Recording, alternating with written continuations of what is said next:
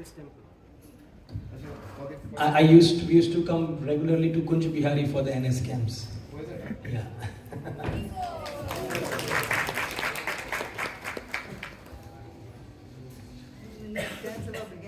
Yeah. Om Agyan Thimirandhasya Jnananjana Shalakaya Chakshurunmilitam Yena Tasmai Shri Gurave Namaha. Namo Om Vishnupadaya Krishna Prestaya Bhutale Srimate Bhaktivedanta Swami Niti Namine.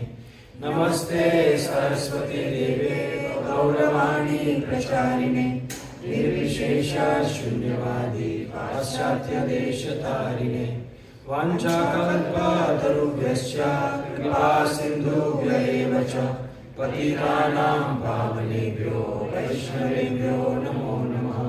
Jai Shri Krishna Chaitanya Prabhu Nityananda Shri Advaita Gadadhar Shivasadi Gaura Bhakta Vrinda. Hare Krishna Krishna Krishna Hare Hare Hare Rama Rama Rama Hare Hare. Hare Krishna. Are you all not tired? No. इतना सुनते हो आप, कहाँ से लाते हो energy इतनी? You've been hearing for the last 2 days and this is the third day. We are practically the last speakers. So I'm amazed to see your enthusiasm to hear. This is so wonderful. Please continue this in your Grihastha ashram also. And learn to hear from your wife and your husband. It will be a success, guaranteed, I can tell you. Anyway, so today's topic is, I prefer down. So today's topic is, not so down.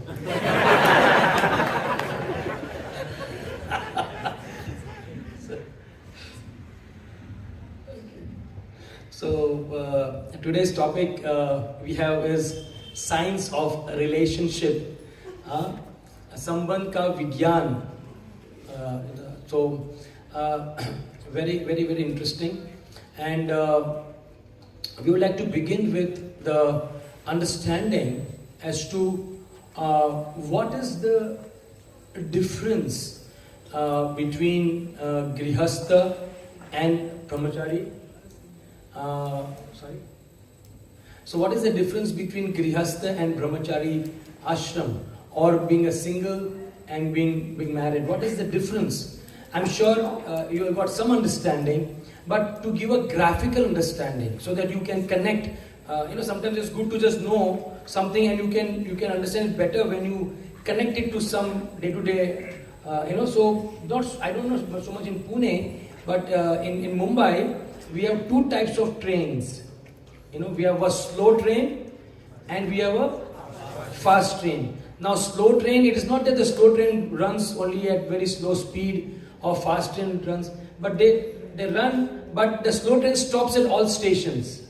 I think we have these trains even in the, right? So there are some trains which stop at all stations, right? And some trains are very fast, express trains. So the Grihastha ashram is a slow train and the Brahmacharya ashram is a fast train. Brahmacharis, are you happy hearing that? Brahmacharis nahi hai. Are you sad hearing that you are in a slow train or you want to be in a slow train? I'll explain to you, it is not to be sad because both the trains go to the same destination. That's the important thing. And let us go into more deeper about a slow train and a fast train. Okay? So when you are riding in a fast train and suppose you fall, what happens? You crack your bones and you may possibly die. But in a slow train, you fall, you can jump back in the train.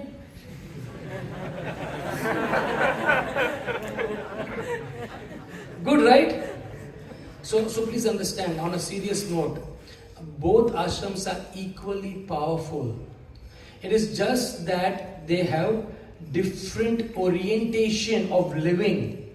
Let us all understand one thing. But I can tell you one thing with my experience staying with her for last 30 years, that you can easily convert that supposedly slow train to also a fast train if you both are working together in service of Guru and Krishna. Srila Prabhupada ki. So we have the potential to do that, and there are so many people who are doing that, right? So this ashram is just the slowness is because of the amount of responsibility that grihasthas have, right? And typically you go to an airport. I'm giving you another example. Right? You go to airport. You typically find two types of travelers, right? One traveler is a light traveler. He just zips in with a simple bag, no check-in. He goes. He feels very good about it, And there's another traveler, trolley भर के 5 bag है, बच्चे उस पे बैठे हैं bag के ऊपर, बच्चा बैग गिरा रहा है, and he's carrying the bag. You've seen this? All of us have seen this, right? This type of travelers, right? So one is a light traveler, and other is a heavy traveler. A brahmachari is a light traveler, and a grihastha is a heavy traveler. Very heavy traveler. Now what does it heaviness mean? What does the lightness mean? And what is the psychology of a light traveler and a heavy traveler? The light traveler doesn't have to take responsibility, he just travels, but he may, I'm not saying he will, but he may be in anxiety that if I reach there, the destination, it is very cold, I don't have enough warm clothes. If there is no food or the flight is delayed, मेरे पास कुछ खाना भी नहीं है because I'm traveling light, I have nothing. But the heavy traveler, he said, no problem, warm clothes for the whole flight I have. Food, I have a full bag full of food. Now you must be laughing, but when we used to travel, both of us, and with our tiny baby, first travel we did when she was 13 months old. 13 months old. We went to Ukraine. We went to Ukraine. Unknown country, we didn't know where we are going. So we went to Ukraine. And and then we obviously traveled. She was every year we traveled. We had her whole bag full of prasadam, bhoga, and so much prasad was there. So I used to carry so much prasad because in Ukraine, in Russia and Ukraine, they eat only vegetarian food, means only potatoes and potatoes and potatoes and potatoes. Nothing else but potatoes. And there is no dal, there is no atta, rice they have. So since my daughter was very young and I am being a doctor, I was always worried about nutrition, so I would carry poha, atta, moong dal. And then next year I had to carry more because whenever I would make for her, all devotees would come and taste. Maji, can we also have a little more? So I had to carry more. So these are typical grihasthas traveling with heavy luggage. Yeah, but you see the mentality is the light traveler can potentially have the anxiety. Similarly, the brahmacharis may have anxiety that as I said, who will take care of me in the future? I don't have the right bank balance. I don't know what happens. So there is a potential anxiety. But grihastha, they have provided for themselves. They can peacefully execute Krishna consciousness. But it's just for the sake of comparison that we give these two examples of a light and heavy traveler and a slow and a fast train. But the main thing is both the light travelers and the heavy travelers are sitting in the same flight, going to the same destination and enjoying the same results of flight. Right? So please, all of us should understand that amongst the Panchatattva, how many are grihasthas? Amongst the Panchatattva, how many grihasthas? 4. Chaitanya was grihastha who took sannyas. So 4 are grihasthas. Amongst the 12 Mahajans, how many are grihasthas? 7.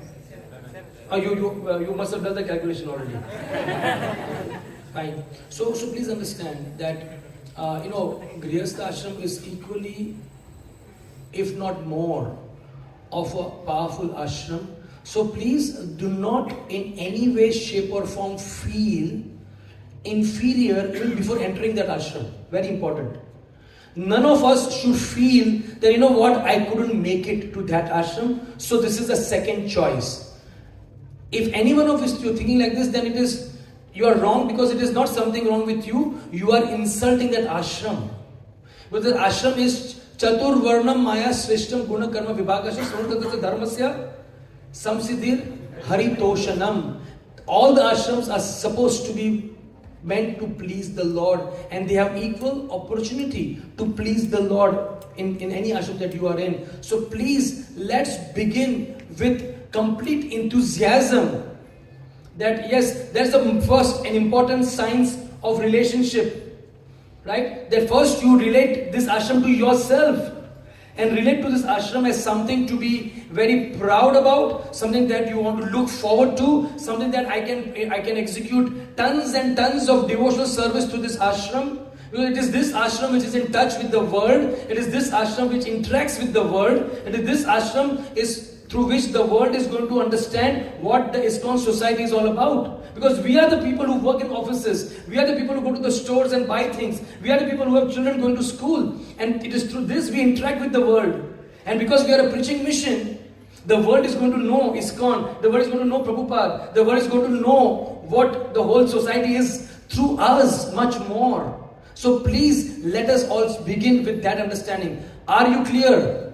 Yeah. Do you agree? Yeah. Are you fired up? Yeah. Do you all want to get married tomorrow? So we remember when we were getting married, the instructions which our Guru Maharaj gave us. He said, don't think 1 plus 1 equal to 2. 1 plus 1 equal to 2. He said, now 1 plus 1 is equal to 11. I expect 11 times more services from both of you. So it is not that this ashram cannot do services. In fact, this ashram supports all the other 3 ashrams. Brahmachari, Vanaprastha, or even Sannyas ashram. Whatever facilities they need, finances they need, is usually supported by Grihastha ashram, because this is the only ashram where you are earning money. Right?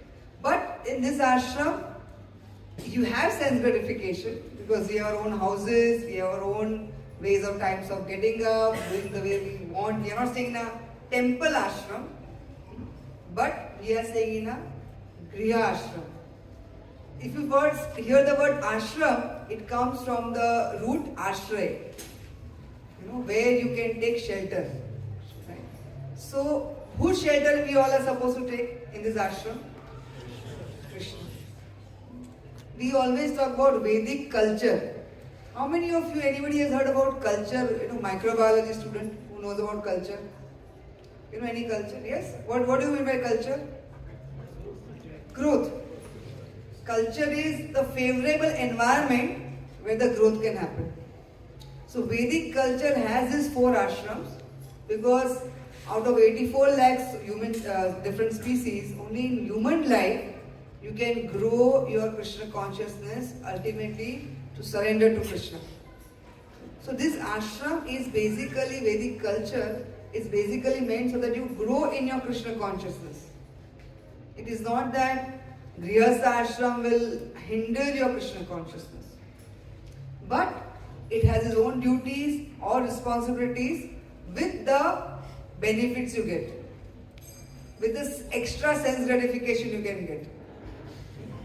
So now when we are talking about relationship, any relationship, what are you ultimately finding in the relationship? What do you want from the relationship? Love, security, care, trust, support, happiness. Ultimately happiness. Cooperation. So any relationship. From her, not from you, huh? Because in Russia, when we went, sorry to interrupt you, we went to Russia and we were stressing cooperation. Then Niranjan Maharaj told me, please explain what cooperation is, because the Russians think cooperation means you do what I tell you. Cooperation means you do what I tell you. So cooperation is always 2 ways, right? So that's so basic science of any relationship is the core principle is happiness, right? We want to be happy. Now let me ask you one thing. I think most of us don't eat onions, right? Or garlic. But suppose outside world somebody you ask, or if I ask you also, have you ever eaten an onion ice cream? Or a garlic ice cream? Would you like it? No, you have said you have not eaten it. Then how can you say you don't like it? What happened? What happened in the fraction of that second? Your brain understood onion, ice cream combination, not good. Right? Your brain just connected that. You didn't have to do anything. Your brain just understood onion and ice cream. not a good combination. If I ask you a question, would you prefer to have 2 free tickets to Mauritius or to have a paralytic attack? What would you say? Because what happened? You have not got both the things actually. आपको दोनों हुआ नहीं कभी. किसी ने free में आपको 2 ticket भी नहीं दिया है, ये भी नहीं है. लेकिन माइंड ने क्या किया? ब्रेन ने क्या किया? Immediately analysis. So what is the science about happiness which we are trying to look in relationship? When there was an old man, he went to the barber and the barber was saying hardly he had few hair. So the barber asked him, you have hardly 8 hair. What would you like me? To trim it or cut it? The old man said, color it. So people try to find happiness in different ways. You can synthesize happiness. The whole point which I am trying to tell you is you can synthesize happiness. And there was a Harvard experiment which was conducted where there was a group of students, all expert in photography. So they were asked that आप photograph लीजिए और dark room में उसे you make the photographs, expose it, and you have to collect around 15 photographs and 2 best photographs you choose out of all your 15 photographs. 1 you can keep to yourself and 1 you give to the university. Okay, so that the first group they developed 15 photographs. 2 best they chose, 1 they kept with themselves, 1 they gave to university. Then after a few days they said, if you want to exchange, just in case you had a second thought, no, that photograph was better than this, I shouldn't have given that, then you can exchange. So some people exchange, but they were still dissatisfied. Now the second group of people who came in with 15 photographs, they were told that you have no choice. You develop 15, you take 2, choose 1 for yourself, 1 to university, you can't exchange. So people did that, but everybody was happy with whatever they chose. In first case, those who exchanged, they were unhappy. In the second case, there was no choice, they were happy. So the third group, what they decided is, the third group, they were right in the beginning told that you can exchange or you cannot exchange. Either. You can exchange, you choose any one of the group. Still 66% chose the group where they can exchange. Where already there is dissatisfaction, still they chose it. So what does this explain? The conclusion of this experiment was yes? People always prefer freedom to have their... People want freedom, but they are not happy about that freedom. Once they make the choice of that freedom, then they are not happy. Grass is always greener on the side. But once you accept something, you start liking it. I was once going for my class and in the train, I got down, there was an old man, walking with a stick on the platform, climbing the steps, and he was crossing the road and I was feeling bad for him, But he was very happy. I was feeling bad for him, but he was very happy. That means what happens? Whenever you are put into some situation, after some time, your brain actually starts accepting the situation. But when you keep on doing, ये नहीं करना, I think I should change, ऐसा नहीं होता है. And that is why one of very important principle in your relationship, in the marriage, never think, अरे वो पहली वाले को choose करा तो अच्छा था. अरे उसको क्यों मैंने reject किया? उसको तो ये था, अभी इसके साथ रहना पड़ेगा. The first principle is try to find happiness in now what you have received. You have all the choices before you choose or before you marry. Right? Please understand that this is very common nowadays. Girls and boys, because they see so many people, they go through so many different meetings, and finally they decide. And it is never that when you decide now, you are 100% sure. I have spoken to this many couples, many very good couples, but everybody at first year, second year, right choice किया है ना मुझे. वो question लगता ही है. But still, you will always find happiness, and you will get happiness if you work upon yourself. So, we should also understand one thing, as she was mentioning, that, we have this famous statement that marriages are made in heaven. I tell you, my friends, it's just not true. Marriages are not made in heaven. Marriages are made by both the individuals to make it work. And be sure about one thing, like there's something what is called axiomatic truth, right? You heard of this axiomatic truth, that you cannot really question that why 1 plus 1 is 2. There is no, of course, you guys, many of you are scientists, so you may come up with a explanation of why 1 plus 1 is 2. But in general, it is an assumed fact that 1 plus 1 is 2. It is a truth. I mean, everything is based upon that. 0 has no value. It's a truth, right? 0 is 0. I mean, why 0 has no value? It's a lot of assumptions are based on that, right? Similarly, please understand that in this material world that we are in, there cannot be 100% foolproof situation for you to be happy. Doesn't exist. Let's not be in this utopic idea that something like this exists, right? So it is nothing wrong. Again, it is nothing wrong with the ashram. Again, I'm saying people just easily say, "Arey ashram mein kuch ashram hi bekar hai." Ashram bekar nahi hai. It is just the material world which is where you are staying, and the decision you made to come to the material world which is faulty. So please let us all be very clear, being very realistic, that the science of a relationship or the science of Grihastha ashram is that strong commitment that both the people in the marriage have to make, that we have to make this work. It will not automatically happen that it will work. Are you clear about that? Please let us not be in this idea that, it will be a perfect complementary. If lady is like this, I'll fit in this and it will all move frictionlessly. Not possible. It is never existed, it will never exist. So please, the first thing you should understand is that we all have to commit. It should be unsatiable commitment to making sure that I take the responsibility to make this work with all the possible help that is available for you all. Right? So that's very, very, very important to understand as the beginning of knowing this science. It's an important ingredient of that science experiment. Both are different.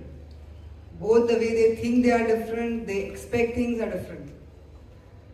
For a man to be happy, to be happy with a man, you must understand more and love him less.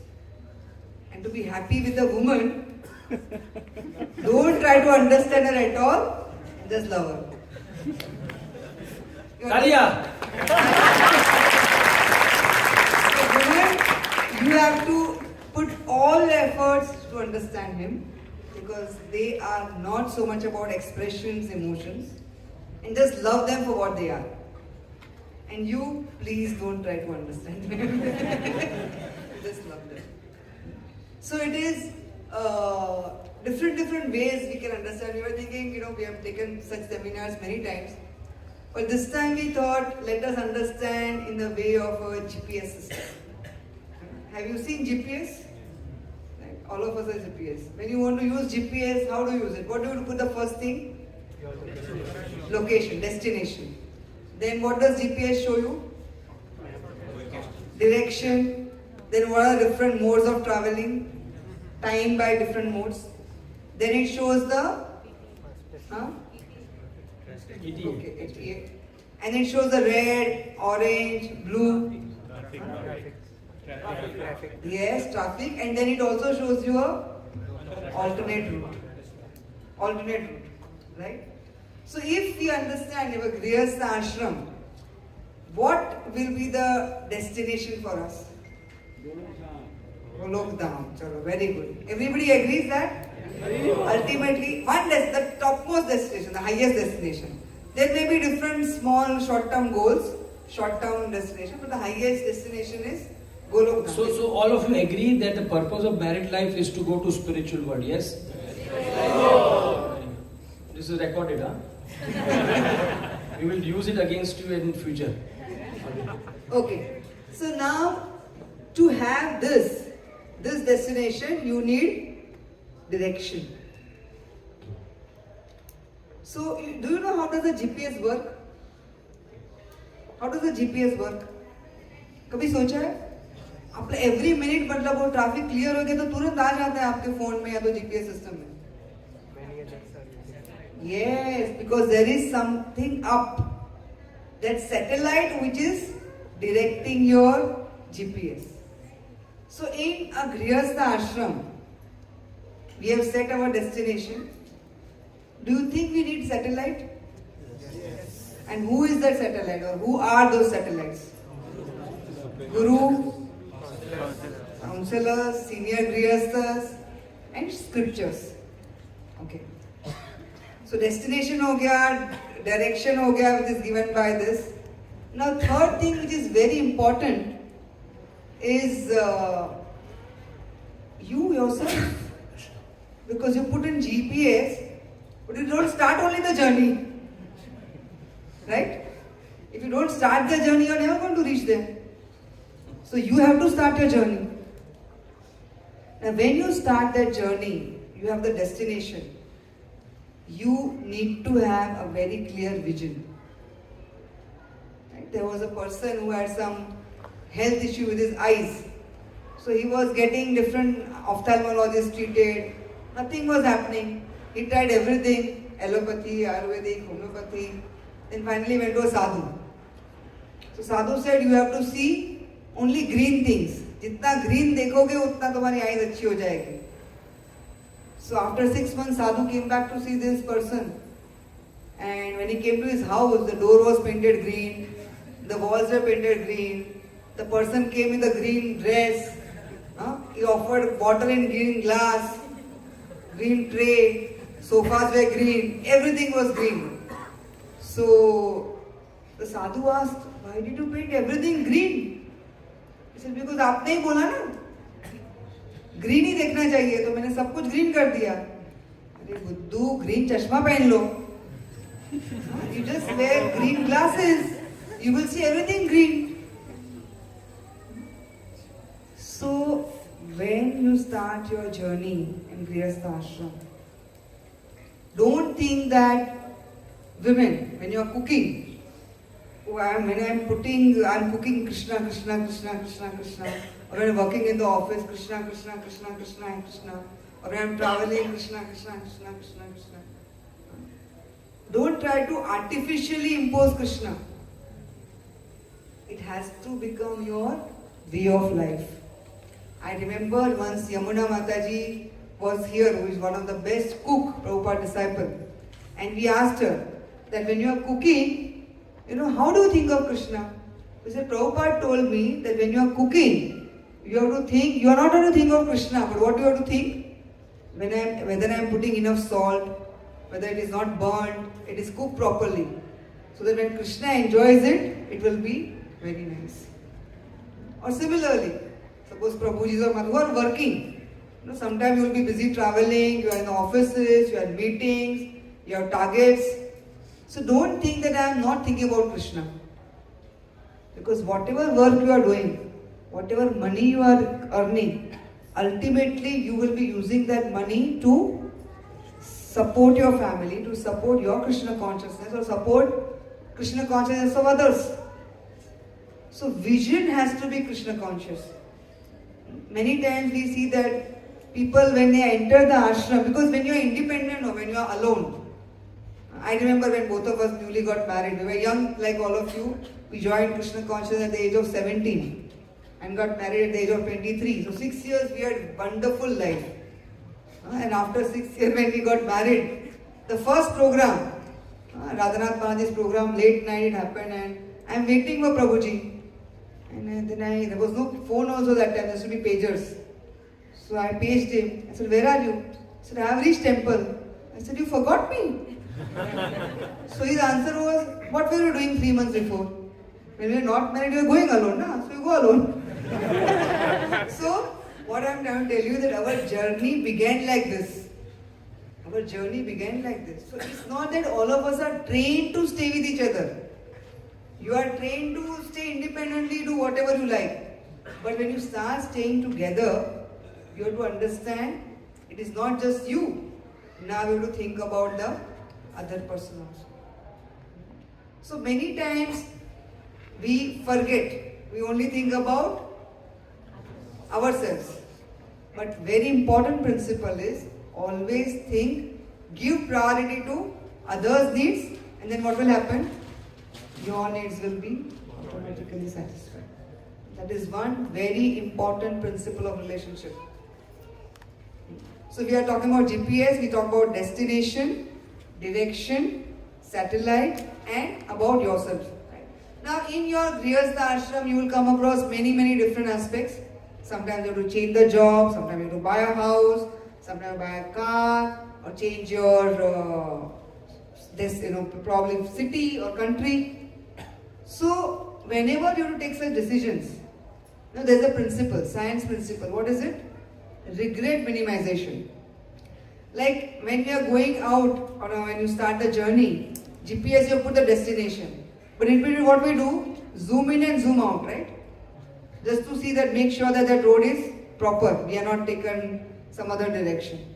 Similarly in our life, we must zoom in and zoom out whenever we are taking important decisions of our life. And always sometimes karu ki nahi karu? Yes? You will get such questions, should I take this job? Will it affect my Krishna consciousness? Or should I go out of the country? Or should I take this decision? So science principle is regret minimization. You think, if I do this particular decision, if I take this decision, when I become 80 years old, will I be happy about it or I will regret it? It's a very good psychology principle. If you think now that whatever decision I have taken when I become 80 years, will I be happy about it or will I regret about it? If the decision will be, if you feel that आप regret करोगे, then don't take that decision. But if you realize, yes, I will be happy when I'll be 80 years old, take that decision. So it is very important because in Grihastha ashram, as Prabhuji mentioned, this is the ashram where actually you will come across the outside world. You will be in offices, you will be working, and I suppose girls are also working, boys are also working, and there is lot of interaction between males and females. Right? You will be interacting with females who are not your, not devotees also, and maybe probably girls also may be doing that. So Bhaktivinoda Thakur explains that how such relationship should be, dealing with others. Once you are especially married or even for a devotee. So he gives a very simple example.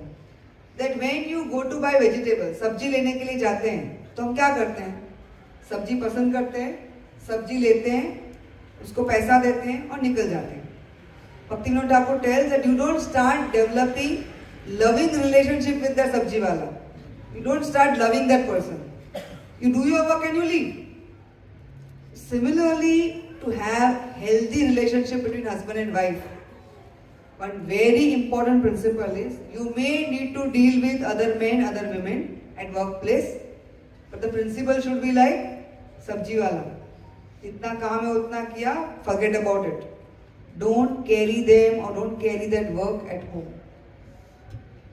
Otherwise, that will cause lot of problem in your relationship. Another very important principle that we should understand as science, and this is quite easy to understand but not so often done, is the importance of knowing to be normal. Okay, now now that we are devotees of Krishna, now that we are chanting Hare Krishna, does it mean that we are different than the world? Yes or no? Yes or no? Yes. Yes and no, right? So the right answer, yes and no. How are we different? Because we do things differently. But how are we not different? Because the way the world works with us is the same. In the office, you don't get any special preferences because you wear tilak, do you? And sometimes it is the other way. So please understand that whatever decisions you make, as he mentioned about selecting a job or doing anything, many times devotees, especially youngsters, they take decisions which are not very rational, not very normal. And what do I mean by saying we are normal? That means it is normal to have aspirations of career. There's nothing wrong. In fact, you will be a failure if you don't have one. It is normal, for a lady to have a loving family, to have a nice house of her own, to have children, and to have jewelry. You're happy to hear that? It is normal. So my point is, what I'm trying to address to all of you is that it is many times seen that now that we are devotees, we have to be just almost like brahmacharis. We were like that. Yeah. So means हम लोग रह रहे साथ में, but brahmachari Moody है अपना सब. Now please understand, that's not the way the ashram is designed. If that was the case, Krishna would have not created the Grihastha ashram. He would have created something else. But the fact is, what is Grihastha ashram? Husband and wife staying together happily, lovingly. Krishna fulfilling Satyabhama's desire for Parijat. Why that story comes in the 10th canto of Bhagavad, where Krishna is shown as a husband and Satyabhama is shown as a wife, and Krishna is going to such an extent to fulfill her desire to get the Parijat.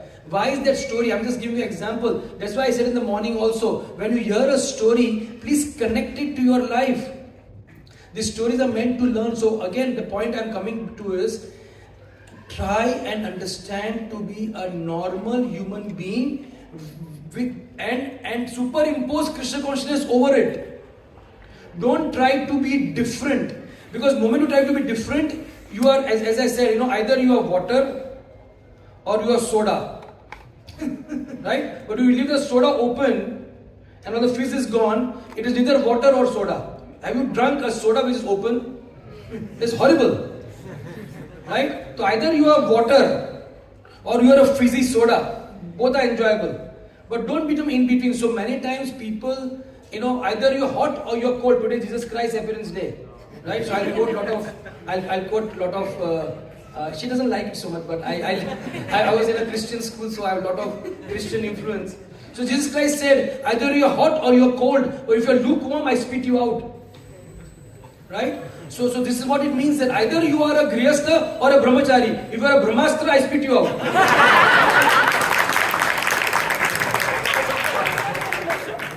Don't be a Brahmastra, that is dangerous. Because if you have Brahmastra, the lady will also get a Brahmastra, and then it will all match. Right? You understand Brahmastra? And neither Brahmachari or Grihastha, Brahmastra.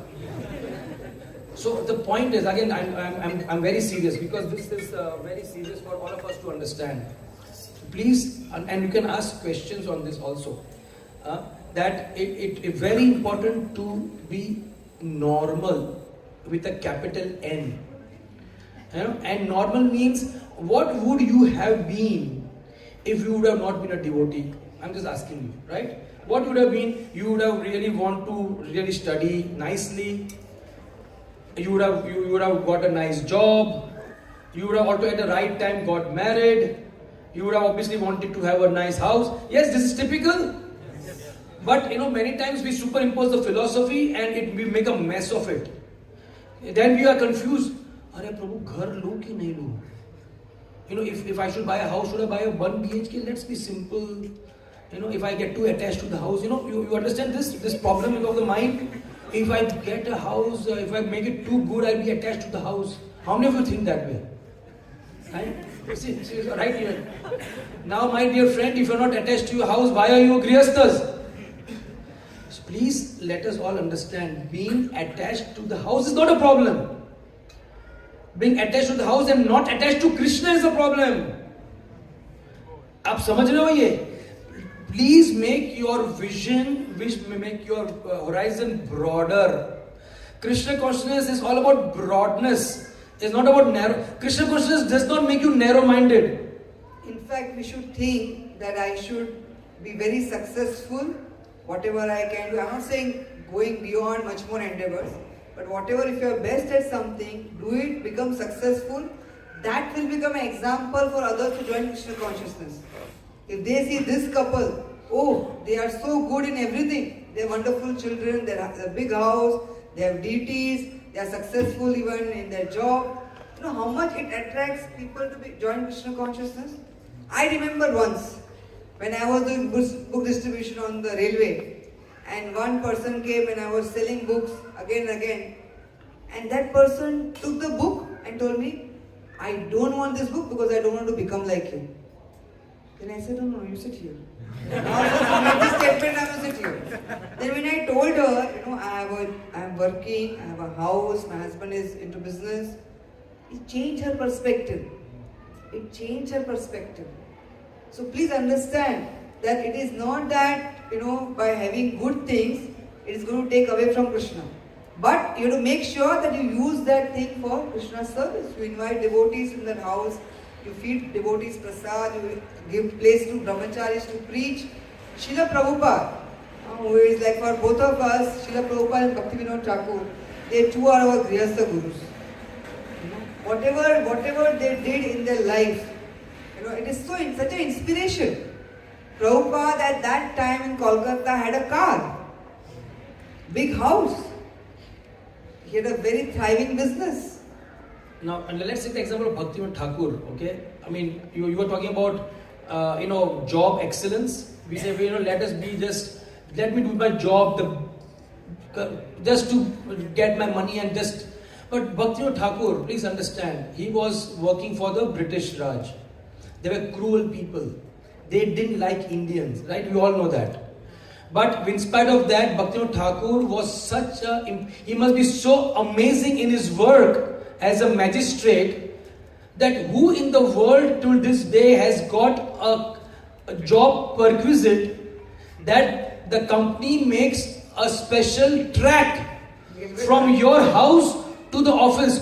Who has got this perquisite? Have you ever heard any company giving you that? They may at the most give you a car, but who has made a tracks where a train was only running for Bhaktivinoda Thakur, Kedarnath Datta? Why was it? Because he was perfect and amazing in his work. He had a beautiful house. If you go to his house, what do you see? In 1900s, he had an oil fan.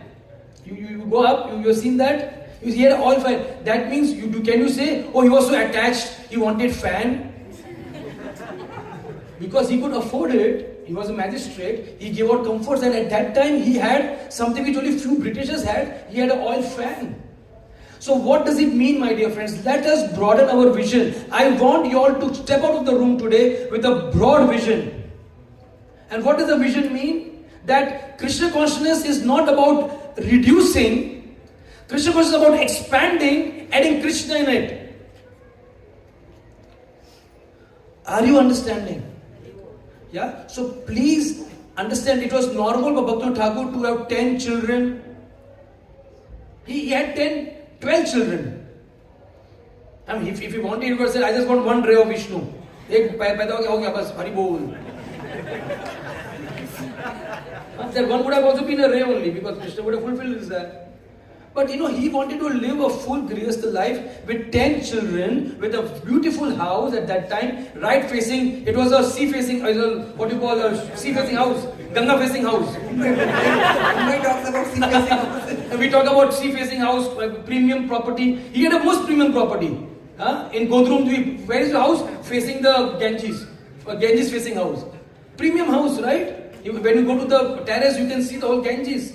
Premium house he had. He lived a comfortable life. You see his dress, he was wearing opulent dresses. He had beautiful hats. Are you getting it? So why can't we learn that from the Acharya? Why have we become narrow in our thinking? Why can't I say, I want to be the best IT specialist, I want to be the best doctor, I want to be the best in whatever I'm doing, and let the world know that why I'm the best? Because I'm Krishna conscious. And I think many times, we devotees, we have those capacities, but sometimes, maybe just because of our misunderstanding in Krishna consciousness, maybe the environment where we are, we are brought up in Krishna consciousness, we start thinking that, I should reduce all my things. In fact, we will feel, you do the best and let the world see you. And don't worry about Maya, Srimati Maya Devi, as we talked today. At that time. Don't worry, in the sense, be sure that the whole community of devotees and Krishna, and even if you have a temporary bewilderment, Krishna is there to take care of you, please understand. Because we just said a few minutes back, in Grihastha Ashram you fall, you can jump back. So there could be some bewilderment. Yeah, because it's fine, don't worry about it. Be sure that, Krishna is there to protect you. This paranoia, I use the word paranoia very, very with proper thinking. That paranoia of Maya is ruining our Grihastha Ashram.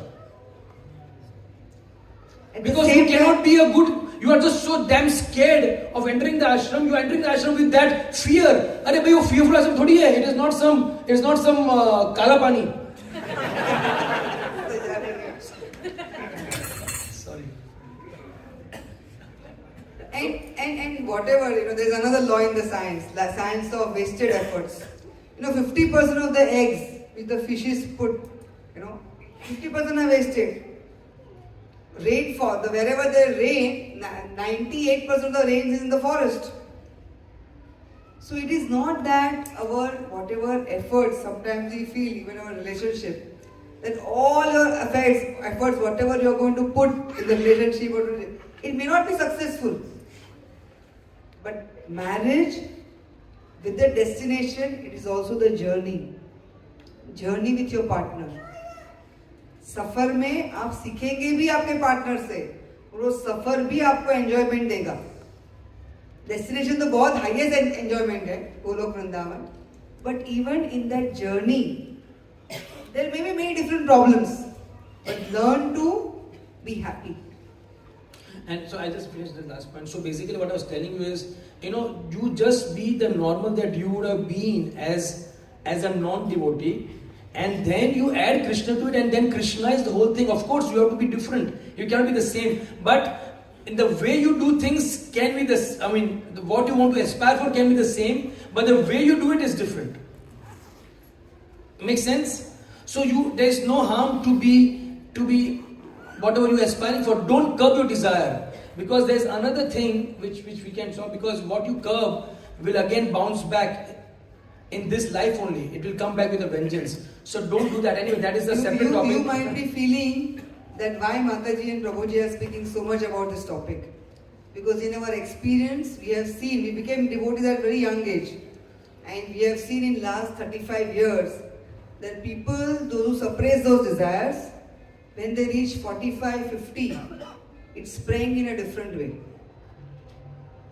Then they wanted to do all those things which they would have done when they were 20, 25. Proper planning means doing the right thing at the right time. Most of the time, devotees don't do the wrong things, because usually they don't do the wrong things, but they do the right thing at the wrong time.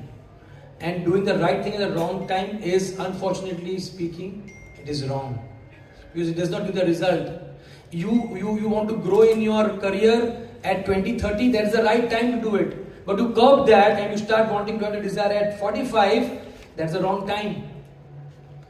You want to get married, you don't want to get married, you want to get married at 40, that's the wrong time.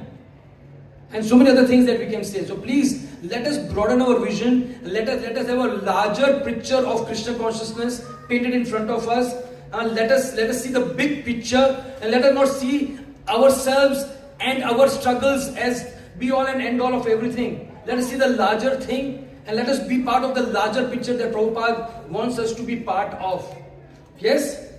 if you analyze Srila Prabhupada's life, till 1955, he was doing Krishna consciousness, giving lectures and doing few things, but he was full-fledged, nice grihastha, taking care of his family, children, his sister, his father, all responsibilities. But from 55, because he had done that, we discussed many times that how come Prabhupada could do something which nobody else could do. Nobody else could do. Because two things. Prabhupada had experience of the world. He knew how to stay in the world. He had interacted with worldly people. He had taken the education in the Scottish college, so he knew how the Britishers think. So he was well aware, and he had stayed in that environment. He had stayed in the environment. Bhaktisiddhanta Saraswati Thakur said that when he sent some sannyasi to Germany, they came back and said, these people will never become devotees. They are meat eaters and all. But Prabhupada, he said, okay, everything is there, but because he was a grihastha, was very accommodative. So he said, ठीक है, इनके fridge में सैली अग्रवाल के fridge में nonveg है, मैं मेरा veg भी रख देता हूँ, but मैं उनको प्रसाद बना के खिलाऊंगा. And he analyzed, because he was a businessman, very intelligent, he could analyze. What he could analyze? That this entire American society has all the material best of the things. But they don't have Krishna consciousness. And the only way they will take is the holy name. So Prabhupada's faith in the holy name was so strong that even at the age of 70, he started something. It is like a businessman starting a new venture at the age of 70 with 40 rupees. And it became billions of dollars. Because all that was all his experience during his grihastha years. Dealing with people, adjusting with them, understanding how to deal with them in a positive way or negative way. So all this, so please understand, whenever you are going through different ups and downs, you will go. Our relationship in married life will go through like ECG changes, high, low, ECG goes like this. It will go up and down. Or playing the subsidy कहते हैं आप? 98 पे पहुंच के वहाँ कौन होता है? स्नेक, सीधा आपको नीचे लेकर आता है. और 6 पे सीढ़ी होता है, सीधा आपको ऊपर लेके जाता है. So it will happen, these are natural things. So in grihastha ashram, things happen naturally. Some days will be good, some days will be bad. But you will learn the principle of Trinadapi Sunichena Tarurapi Saishna Amanina Manadena Kirtanya Sada. Many times people have asked us question that people want to get married to Krishna because they don't want to have children. But I would say rather must have children. Because when you have that child and when you do things for that child, the principle of sacrifice, principle of tolerance becomes very easy. Or principle of doing things for others becomes very easy. So these are growing values which you get in Krishna consciousness. So in our relationship, there are many different factors which will affect us. But one and first of all, most important is, don't enter the relationship with conditions. Ganga ji entered relationship with Shantanu with condition. And what happened? Satyavati entered a relationship with Shantanu with condition. What happened? Destroyed the entire Kuru dynasty. But Sita ji entered the marriage relationship, no conditions. When Lord Ramchandra went to the forest, she could have easily said, मैं अपने in-laws की सेवा करूंगी, मैं इधर महल में ही रहूंगी, आप जाइए, मैं आपका support करूंगी. नहीं. He said, for me to stay with you is very, very important. In fact, Lord Ramchandra was telling her that आप इधर ही रहो, आपको forest की आदत नहीं है. You don't have the experience of forest. You will have to sleep on the ground. You will have to walk bare feet. You will not get proper food. You have always been raised as a princess. There are servants who are cooking food for you, doing things for you. You will not get any of these things. But what was in Sitaji's mind? I am guessing. Going in the forest, that means no in-laws, I get full time with my husband. My husband doesn't have to go to a job. All 24 hours I can be with him. This only she can think, huh? Honestly, I have not seen any other lady thinking like this.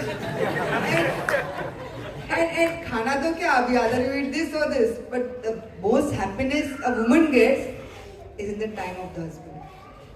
So Sita ji thought of this. She sacrificed everything else. What I am trying to tell you is, girls, what is important for you is to get a devotee husband. It's very important. And to develop that relationship with him. They may not be perfect. Nobody is perfect in this world. But we have to understand, I need them. Similarly for you, Gaur Kishodas Babaji Maharaj says, to have a devotee wife is the greatest blessing. So when you have a devotee partner, that is the greatest blessing. And don't think that she needs me or he needs me. You have to think, I need them. We both need each other. So we have to understand, Urmila, she was ready to stay alone because Lakshman went to the forest. Sitaji went with the Ram, Lord Ramchandra giving up all the opulence. Urmila stayed with the opulence, but she wanted what her husband wanted her to do it. So there was separation, but in that their love grew much more. So one basic important binding glue in relationship, love and trust. Need. Doubt everybody else except your partner. Because most of the time in relationship, whenever the problem comes, it is because of some third person. If the problem does come, and it comes, it came in our lives, so many problems come. But honestly, if when husband and wife are together, they're a team, there is no power on earth that can really affect you with the problems. Because there will be challenging times in your life, 100%, there is no doubt about it. Right? But as she gave examples of Ram and Lakshman, right? We have to be like Ram and Lakshman for them to be Sita and Urmila. And what was the Ram and Lakshman? Many times as we say that we expect our wife to be like Sita, but are you like Ram? Don't laugh. I mean, you can laugh, but do we ever question ourselves? And that is where I come on the aspect of normalcy now, specifically addressing to normalcy in Krishna consciousness. That normalcy in Krishna consciousness means, have you really understood what the woman is all about? And we will talk about women's psychology and men's psychology. Right? Now please understand, if you get married to a girl who is obviously a devotee, or if may not be a devotee also, but whatever is in your destiny, but that lady is, if she is a devotee, then she is a direct property of your spiritual master.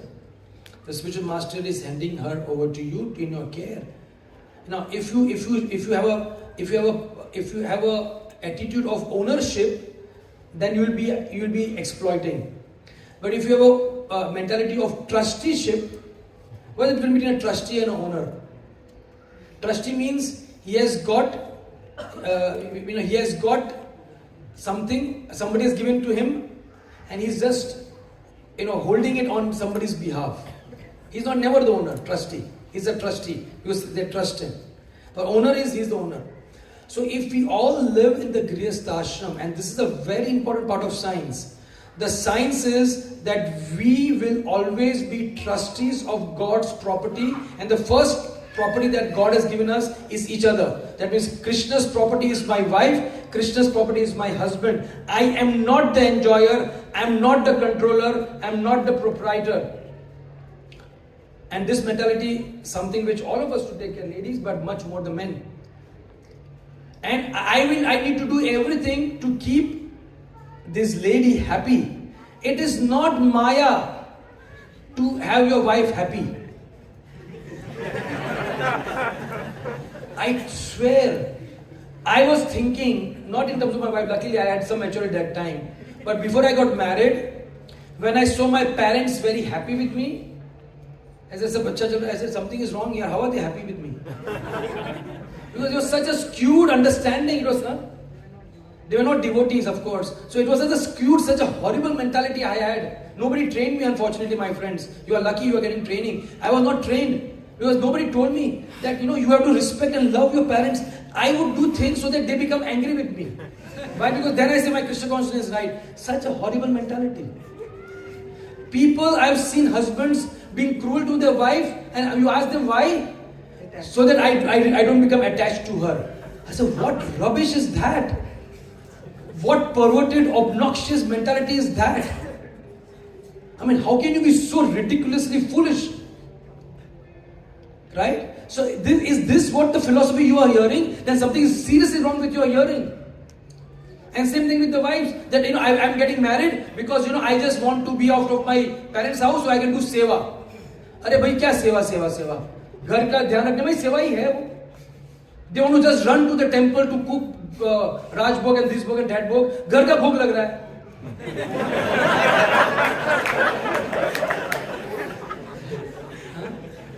So please, in fact, one of the instructions which we got before our marriage by our senior counselors is that the way to a man's heart is through his stomach.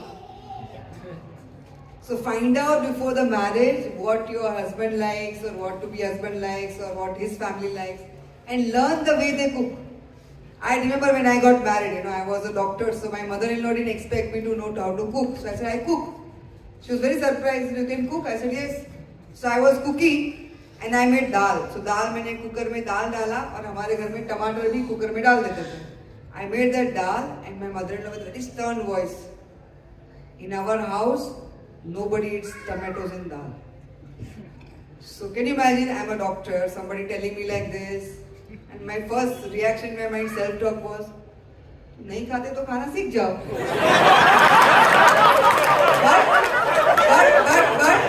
But I remembered what I had heard. And I said, okay mummy, you tell me how does dal, is made in your house. And just my statement made her completely cool. She said, okay, in our house we make dal like this. So I removed tomatoes. I didn't keep any ego issue. I removed tomatoes. I made the dal. Next 3 days, I made the dal the way she made. And on the 7th day, I hear her. That time mobiles were not there, landline. I was inside room and she was talking to her elder sister. Hare Kishori is making dal just like me. So I was thinking, what pleasure she is getting in this. So now I will take this pleasure. Okay. So then next day, she said early in the morning, we both used to chant. So she came in and she told me that in our house, first kitchen and then you can chant. So I heard at that time, I went to the kitchen. But then I said, now I can barter. I have made the dal she wants. So then I told her, I said, Mama, actually, the only thing we get married in Krishna consciousness is because we want to practice chanting.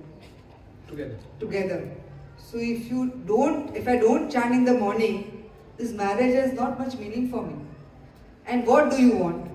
You want me to cook and make sure that the tiffins of my father-in-law and my husband go on time. So I will do it in 45 minutes.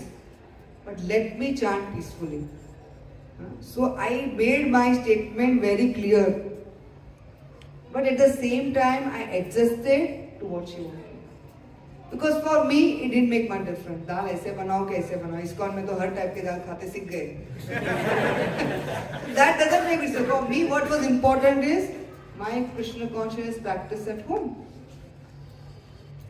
She used to tell, she had both the daughter-in-laws. You have seen both of us now. Both are devotees, both are preachers. So she would tell her sisters, कोई problem नहीं है दोनों से. कभी झगड़ा नहीं करती है, ज्वेलरी चाहिए, ये साड़ी चाहिए, ये चाहिए, कुछ नहीं है उनको. सिर्फ मेरे रिश्तेदारों को फोन करके गप्पे नहीं मारती. That was not in our culture. But she could appreciate that. See, being a devotee, when you enter a family as a devotee, both the men and the girls also, that when you enter, people, your in-laws especially, or your parents, what they are expecting is good character. Otherwise, they will immediately quote you. हाँ 16 माला करती है लेकिन behaviour कैसा करती है? वो 16 माला करता है लेकिन देखो हमारे साथ तो बात भी नहीं करता, हमारे पैर भी कभी नहीं छूता है. My mother's house, and my sister is also devotee. She is also married into Krishna consciousness, and both of us come from a community where हमारे community में हमारे caste के सिवा बाहर शादी करते ही नहीं है. तो दोनों लड़कियों ने बाहर किया है. Because of devotee. गुजरात है लेकिन same caste नहीं है. तो initially my mother had to hear a lot. Especially my brother who was not a devotee. But just after 10 years of marriage, my brother called me once and he told me that, because we come from Patel community, okay? Patel में जो जमाई होता है ना, he's like Yamaraj. So much demand, so many things. And these two people are the most undemanding, you know. उनको बुलाया, जो दिया, मतलब they realized that. They realized it. So they were telling, my brother was telling me, I'm so happy, Komal, that both you and my younger one are married to devotees. Because we have no pressure when the jamais come at home. So you may not realize initially, but what people are expecting is good character, good behavior. And marriage is not marriage between boy and a girl. It is marriage between two families. Please understand that. Both families. It's not only the girl has to adjust to her husband's in-laws. I think it is equally important that the boys also respect the girl's parents, girl's sister, girl's brother. Because when you give respect, you get respect. Respect breeds respect. Very important principle of relationship. And in all relationships, between husband and wife, with your in-laws, and good behavior is expected. So if you are, because many times, the way we stay at our mother's house, girls especially, mummy bichari karti hai, chodna. We can talk anyhow to our mothers. But we have to change that attitude when we go to the in-laws house. If we keep the same attitude, it will be very difficult. And I will say for the boys, it is your responsibility to make sure that your wife is accepted very well in your family. And that will be shown by your behavior. How you respect her and how you take a stand for her in your family.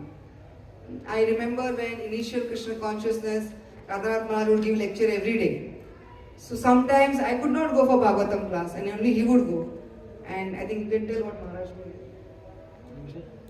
So Maharaj told him one day, he said, I see only you coming and Kishori is not coming for Bhagavatam class. But next time she should be with you for Bhagavatam class. I should not just see you alone. So it is. How you manage is your responsibility. How you convey to your family is your responsibility. So what principle do we learn? And he said that boys will also अगर कुछ भी खराब भी काम करेंगे ना तो भी पेरेंट्स के लिए अच्छे ही होते हैं. खुद का सीखा कभी खोटा नहीं होता है. खुद का सीखा हमेशा खरा ही होता है. So even if you have to take some stand for your wife, you should tell. So Maharaj had told us that he should tell his parents that she has to come for this program. And I will tell, actually mommy, I don't want to go. I want to do housework. But he wants me to come for the program. What can I do? We have behaved like this. We have behaved like this. And luckily for us, I must say, as Prabhuji was mentioning about both the brothers, I had very divine in-laws. My in-laws were so good. My father-in-law could write a Bhagavad Gita, Panna Gita, his name was Panna. He was in love with his wife. And their behavior was also such an exemplary behavior for us.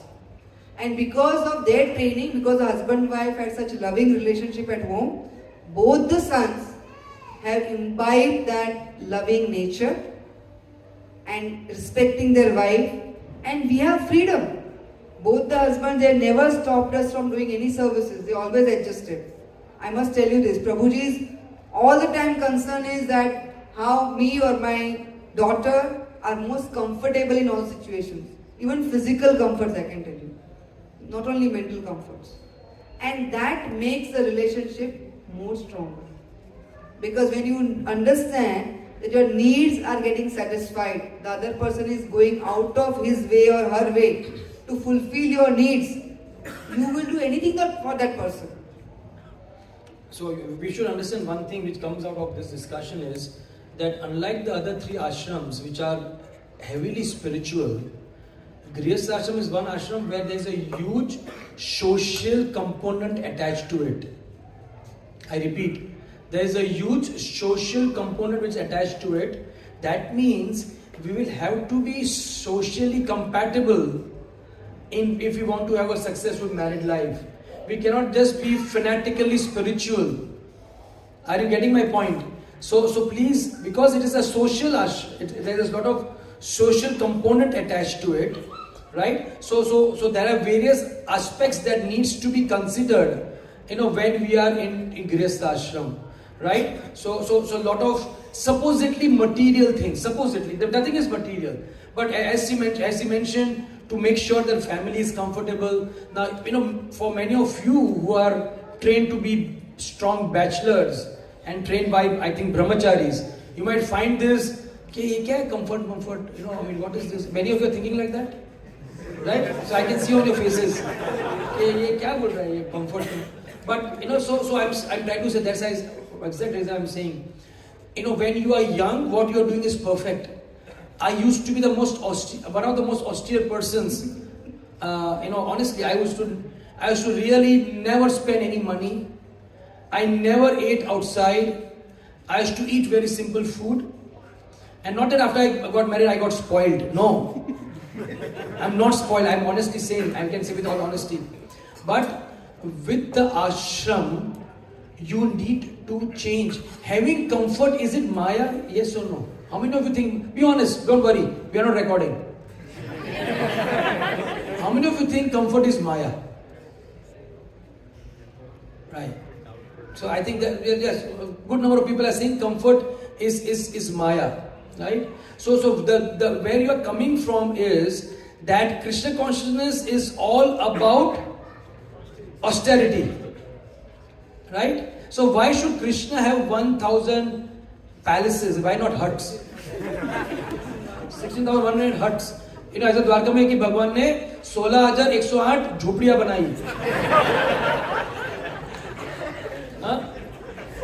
Why did Yudhishthir Maharaj, on the request of Krishna, why was the palace of Yudhishthir Maharaj made one of the most posh palaces, and Pandavas are the devotees that we want to follow? Yes, we talk about them all the time. Why is the temple becoming more and more opulent? This temple upstairs. Why? Because as we move forward in our lives, we cannot just think of ourselves. As I said, individually we love to be austere. But then it is combined requirement. Right? And as a family unit, we need to address the needs on all levels of the person's requirement. Being a good devotee doesn't make you a good husband or a good employee. Tell me one thing. Being a good devotee doesn't make you a good wife. If you are a good devotee, you have to work extra to also be a good wife. You agree? Being a good devotee does not make you a good husband. You are good the way you are when you are single. And that's right. And that's why I was coming to the point. A strong brahmachari background training is very much required. But don't bring the training to the Grihastha ashram. It will spoil everything. The training was good and it made you tough and made you having the right principles to live the tough life, and that's what brahmachari life, that was training was all about. 25, 25, 25, 25. But Grihastha ashram is not to say that it is the ashram of comfort. But as I said, it's a social ashram. Tomorrow, because you have been dealing with social people, including your wife, you need to tweak. I use the word tweak. I'm not using the word change deliberately. Change means significant change. I'm looking tweak your mentality.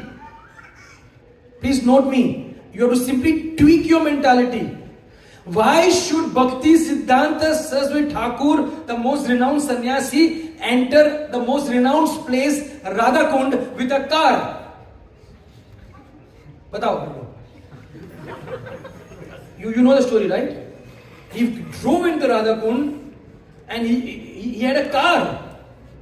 I mean, at that time, having a car, abhi bhi car jata nahi abhi Radha Kund mein. Right? Why did he do this? He wanted to break the stereotypes. Understand? He wanted to break the stereotypes of what people think Krishna consciousness is all about. He wanted to break that. He said Krishna consciousness is not about just, Belgadi. We can have cars, but be Krishna conscious. If you think of the great devotees, Dhruva Maharaj, Prahlad Maharaj, Yudhishthira Maharaj, Amrish Maharaj, Ranti Dev, all the great devotees, were they staying in huts? They were managing big kingdom successfully. And equally they were Krishna conscious, otherwise their names wouldn't have been there in Bhagavatam. So please understand this. The ashram where you are entering, very important aspect of this ashram is lot of social component, and for that you need to be prepared. And in relationship, as we understand the psychology of men and psychology of women, both are different. So what is a woman's psychology and what is a men's psychology? Now, when we are talking about women's psychology, all men should know.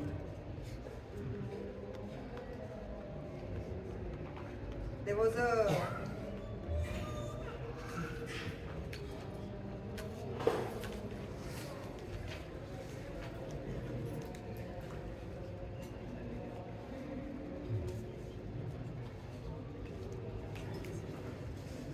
So woman's nature of self is defined through her feelings and the quality of her relationships. Please write down this. And now this is you will not find in बोलेंगे कहाँ से है ये? You guys are always asking ना. Give me the शास्त्रिक प्रमाण. This is experiential truth, experienced truth. Okay, this is something which is equally applicable to devotee satsang as well. Don't think you are beyond this. This is psychology. The way Krishna has made a woman. If Krishna didn't want it, then he could have just made one gender, na? Are you getting it? He would have just made one. But why is women and men made? Because they are made different. You agree? They have to be different. They cannot be same. If they were to be same, if A is equal to A, then A is A. But if A is and B is different, then means A is not equal to B. You getting my point? So women is different, men is different, and we must understand the psychology. And if you have any problems, go to Krishna, don't ask us. There was a teacher in a class, boys and girls. She made a statement and said, put punctuation. So the sentence was, a woman without her man is nothing. A woman without her man is nothing. So what did the boys do? Woman, comma, without her man is nothing. And what all the girls did? Woman, dash, without her man is nothing. You understand? Both the thinking is different. The punctuation, comma or a dash. So they think differently. Their psychology is different. And if you get this psychology very clear, you will be happy in your relationship. So a woman's sense of self is defined through her feelings and the quality of her relationships. If a man does not understand how a woman is different, he can make things worse when he is trying to help. Men need to remember that women many times talk about different topics just to get close. And not necessarily every time want solutions. We'll give example. So many times a woman wants to share her feelings about her day, and her husband, thinking that he is helping, interrupts her by offering a steady flow solution to her problems, but he doesn't know He has no idea how she is not pleased by that. Now, for your kind information, whatever she's reading is quoted by Srila Prabhupada's disciple, a senior Grihastha disciple, who was the minister of Grihastha ashram. So please, we are not quoting from some karmi. This is, and we are going to. You want to explain this with an example? Okay. So you understood the women, Prabhu? Have you understood? You are 100% clear. अरे बोलना मत कभी हाँ. You can never be clear. Okay, they are not clear. They want to hear again. They repeat. See, he is so keen to hear. A woman's sense of self is defined through her feelings and the quality of relationships. So for her, emotional satisfaction, feeling satisfaction, relationship satisfaction is very important. Okay? So if a man does not understand that how a woman is different, he can make things worse when he's trying to help her. So a woman, many times, like the end of the day, she may tell you when you reach home, आज ये हो गया, वो हो गया, mummy ने ये बोला, जॉब पे हो गया, and you immediately अगर कुछ बोला तो इसका ऐसे करना चाहिए था. अरे तुमको ये चाहिए ना, कल से दूसरा सर्वेंट दे देता हूँ. बदली कर दो सर्वेंट को. वो लेडी से बात करना बंद कर दो. तुम्हारी मौसी आके तुमको डिस्टर्ब करते है, उससे बात करना बंद कर दो. So he is offering different solutions, but he doesn't know that he is making the things worse for her, because many times they are expressing to you their problems just to share. And you all can experience this. You don't necessarily need to be married. I mean, we should be married very soon, but you can experience this even with your mother and sister. Honestly, I've seen that.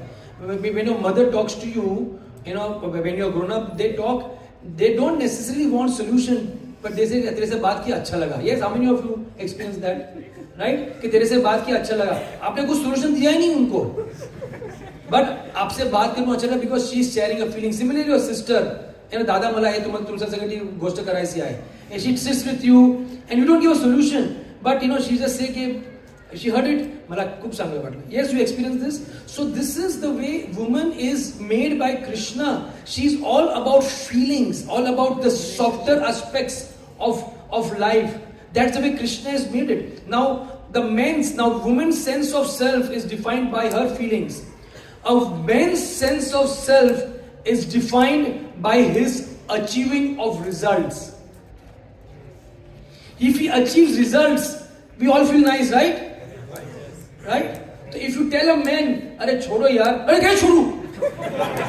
अरे मेरे को चाहिए, I want to become a vice president. ये मेरे को assistant manager में अटका के बैठा है. Are you getting it? So if you tell that, the man wants to achieve that. We all, as men, our sense of self is when we achieve results. To offer a man unsolicited advice is to presume. Please सुनिए बार-बार, all ladies. All ladies. He's trying to tell me. No. I'm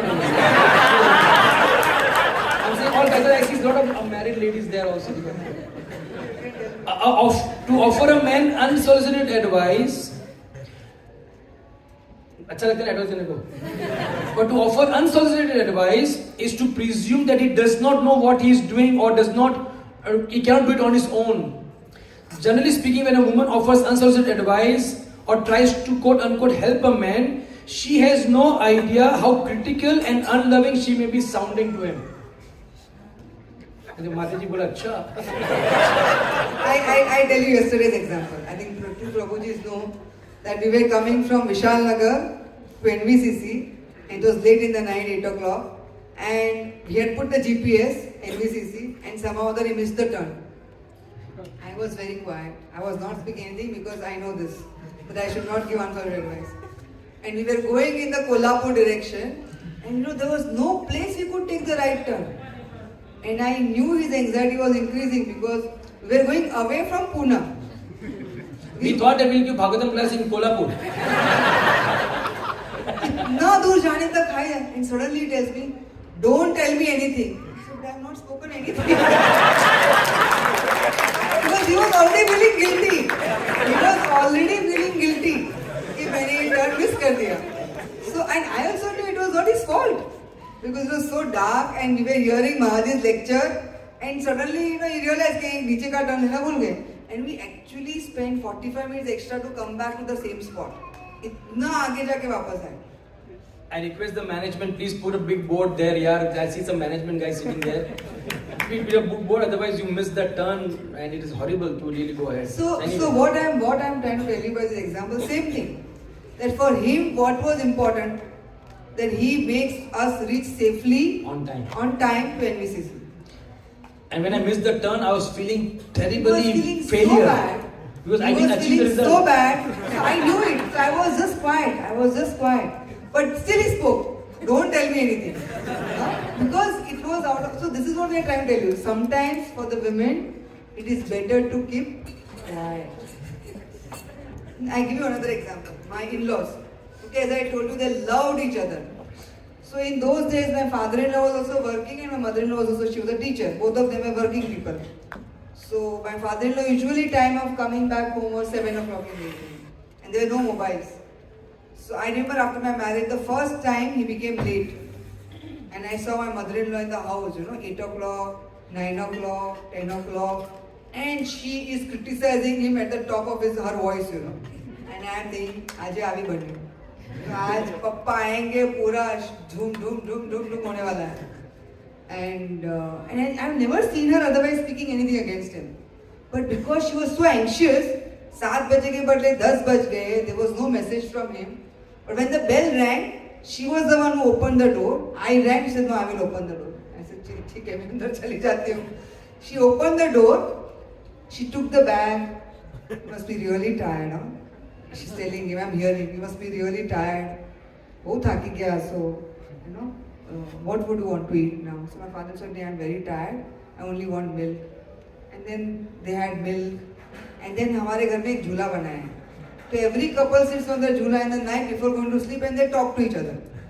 So both of them were talking to each other and I was thinking this is hypocrisy. She was shouting at the top of her voice and now as soon as he has come, she has completely changed.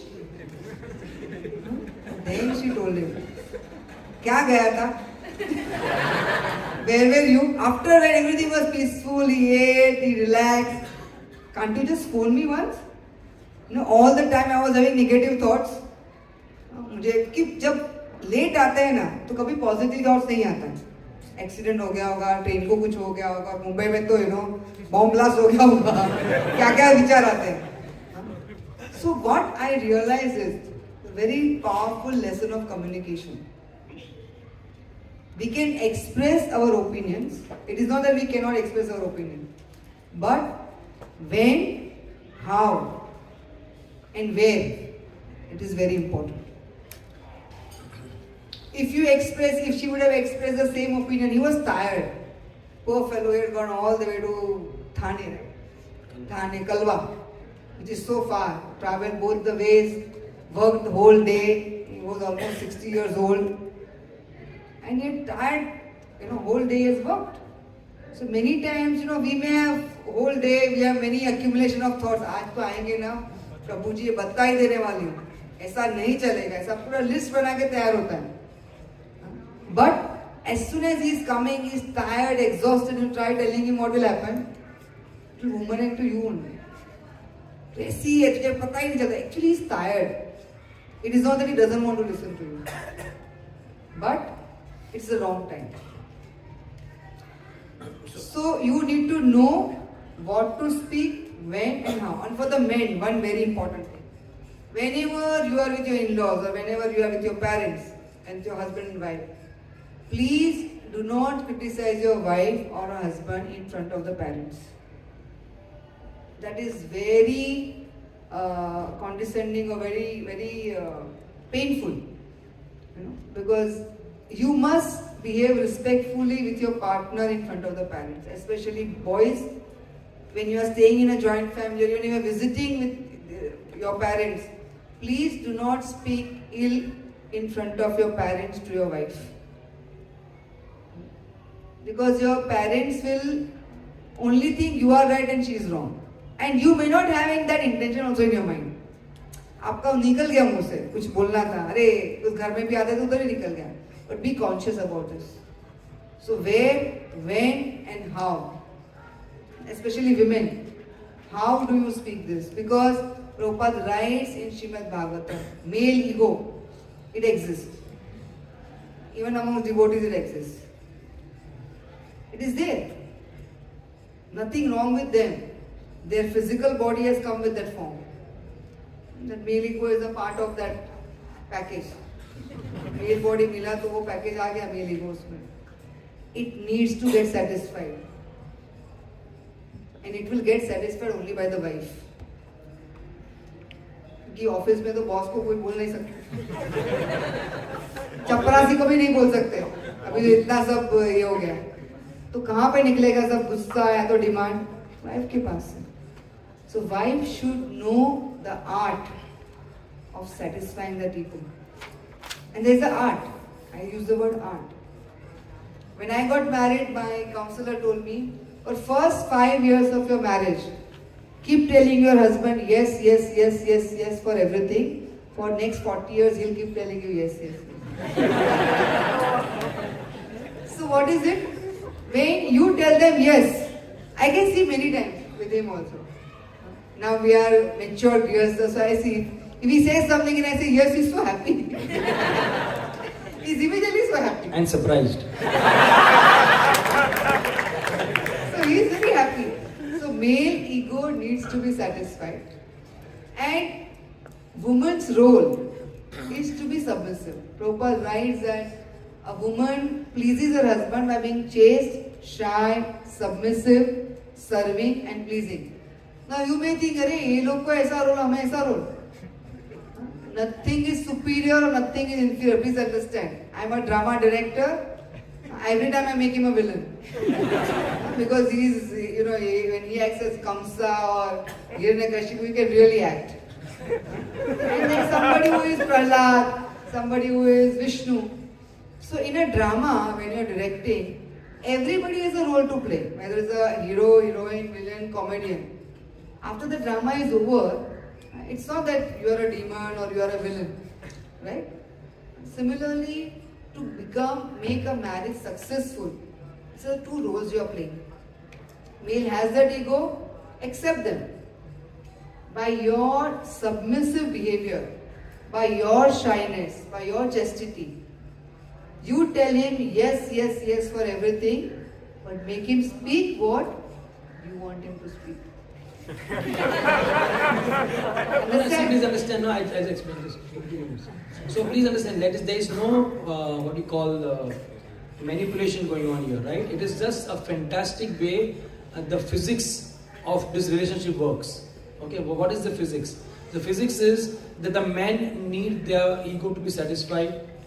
So the women are told to be submissive.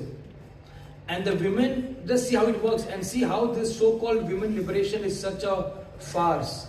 And how it is actually created by men to further exploit women, by the way. I'll just explain to you. So the women are told, no, why should you be submissive? First question, you say, why submissive? But you see how it works? The male has their own egos. So women says yes. But by saying yes, the men are so much having confidence in the women.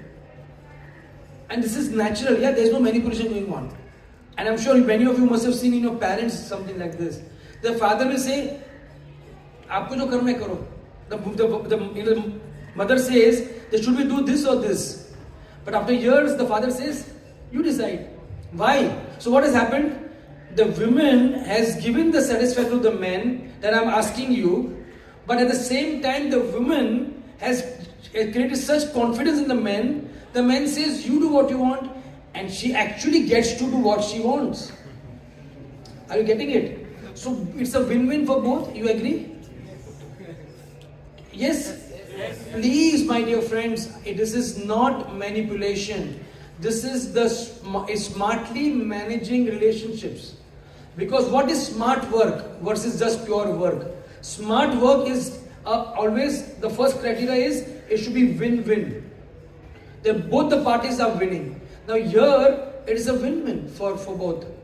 Right? So if this is the mentality, and this is based on hardcore Vedic principles, and how it works so brilliantly, and that's why it works so much for last so many centuries. We never heard about divorces. Did you hear divorces? No. But why is it suddenly coming in India right now? Why so much? Because we are not applying this principle which is given by our Vedic scriptures in our life. So this is the crux of human and men's psychology. You can see in the lives of Pandavas also. You know, when Draupadi got married to 5 Pandavas, it was not easy for her to maintain 5 egos. She had to maintain 5 male egos. In fact, Satyabhama asked this question to our Draupadi when they met in Kurukshetra for I think when there was an eclipse and they all had come for their bath. So Satyabhama asked, we are 16,108, we can't satisfy one Krishna. Still he is thinking of the gopis. But you are one Draupadi managing 5 husbands. Tips de do. We always ask tips, sir. Sharing notes. So she said, I always get up before my husbands get up. I eat after they eat. I serve their mother very nicely. Even in my dream, I don't think of any other person. And I always think they are like those snakes. If उनको ज़्यादा गुजरात में थोड़ा उनको disturb किया, so they'll become angry. So I always treat them very, very nicely. It is said a woman, she satisfies, a wife has different roles. Sometimes she becomes a friend to the husband. She also becomes a guide. Sometimes she serves as a mother, fulfill his feeding needs or whatever needs which are required in the house. And she also is a source of enjoyment for the men. So she has different roles to play at different times. So she is very important. As our Vedic culture always talked the woman as a Devi, a goddess. So don't think that woman is considered inferior in Vedic culture. No way. She is considered as a goddess. When Prabhupada was asked that in one reporter in foreign country, that we have heard that in your ISKCON you don't respect women. So what was Prabhupada's answer? He said, how can I not respect women? Saying Krishna is the supreme controller, the 3 most important portfolios of his creation he has given to women. Finance, Lakshmi Devi. Education, Saraswati. Defense, Durga. So all these 3 important portfolios are given to women. How can I not respect women? So please don't consider that women are inferior or don't feel that women are inferior. But they have a particular role to play. Even Bhishma Pitama tells, when Amba got hurt that you should marry me, he said, no, I will not marry. Amba was very deeply hurt. And she went to Parshuramji. Bhishma Pitama was ready to fight with Parshuram because this is the only one instruction you can disobey of a spiritual master is when he asks you to get married. But he said, I don't want to get married. And then she took another bird, Shikhandi, and she wanted to kill Bhishma, and Bhishma accepted it. So when a woman, when she gets hurt, she can really go to very bad extent. But you must understand that is the wrong way. The right way is, even if you are hurt by your husband's behavior or by in-laws' behavior, learn to be Sanyam. You know what is Sanyam? I don't know how to exactly restrain or composed. We can say composed. Don't try to react, but try to respond. Because you are the softer aspect of the relationship. It is the woman who gives values. All the boys, all the values and character they have is because of their mother or sister. And in future, it will come from the wives. Now we are not talking about IQ, we talk about more EQ. So that softness comes from the woman. Even when the husband and wife come together and they have a child, in the womb, all the soft aspects of the child's growth comes from the mother. And the hard aspects, bones, hair, teeth, come from father. So intelligence comes from mother. So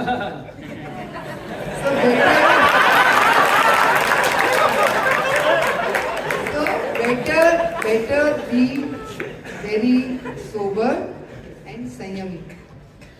Because that is expected. Prabhupada writes in the chapter of 9th canto between Chavan Muni and Sukanya. Sukanya had a husband who was very old, 90 years old, very difficult to work with him. He would get angry, irritable, but Sukanya was always very quiet, very nicely serving. Because it is not that when you are nicely serving, they are not happy. They are happy, they are devotees, they know. But their male ego doesn't allow them to express.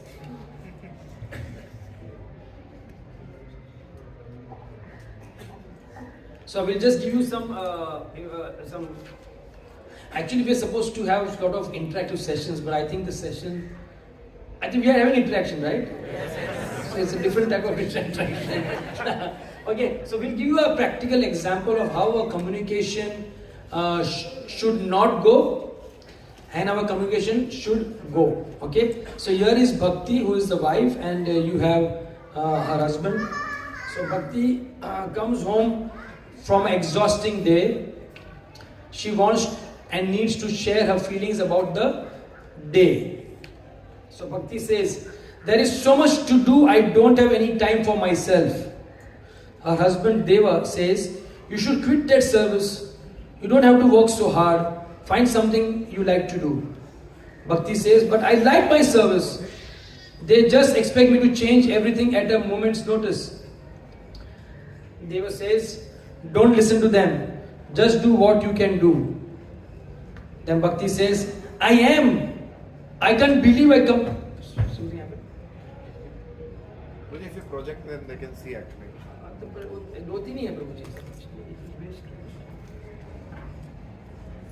Let's use the projector since it is there.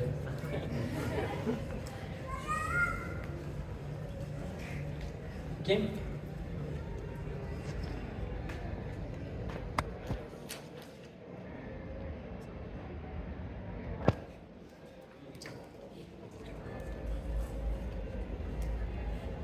Should I press some buttons?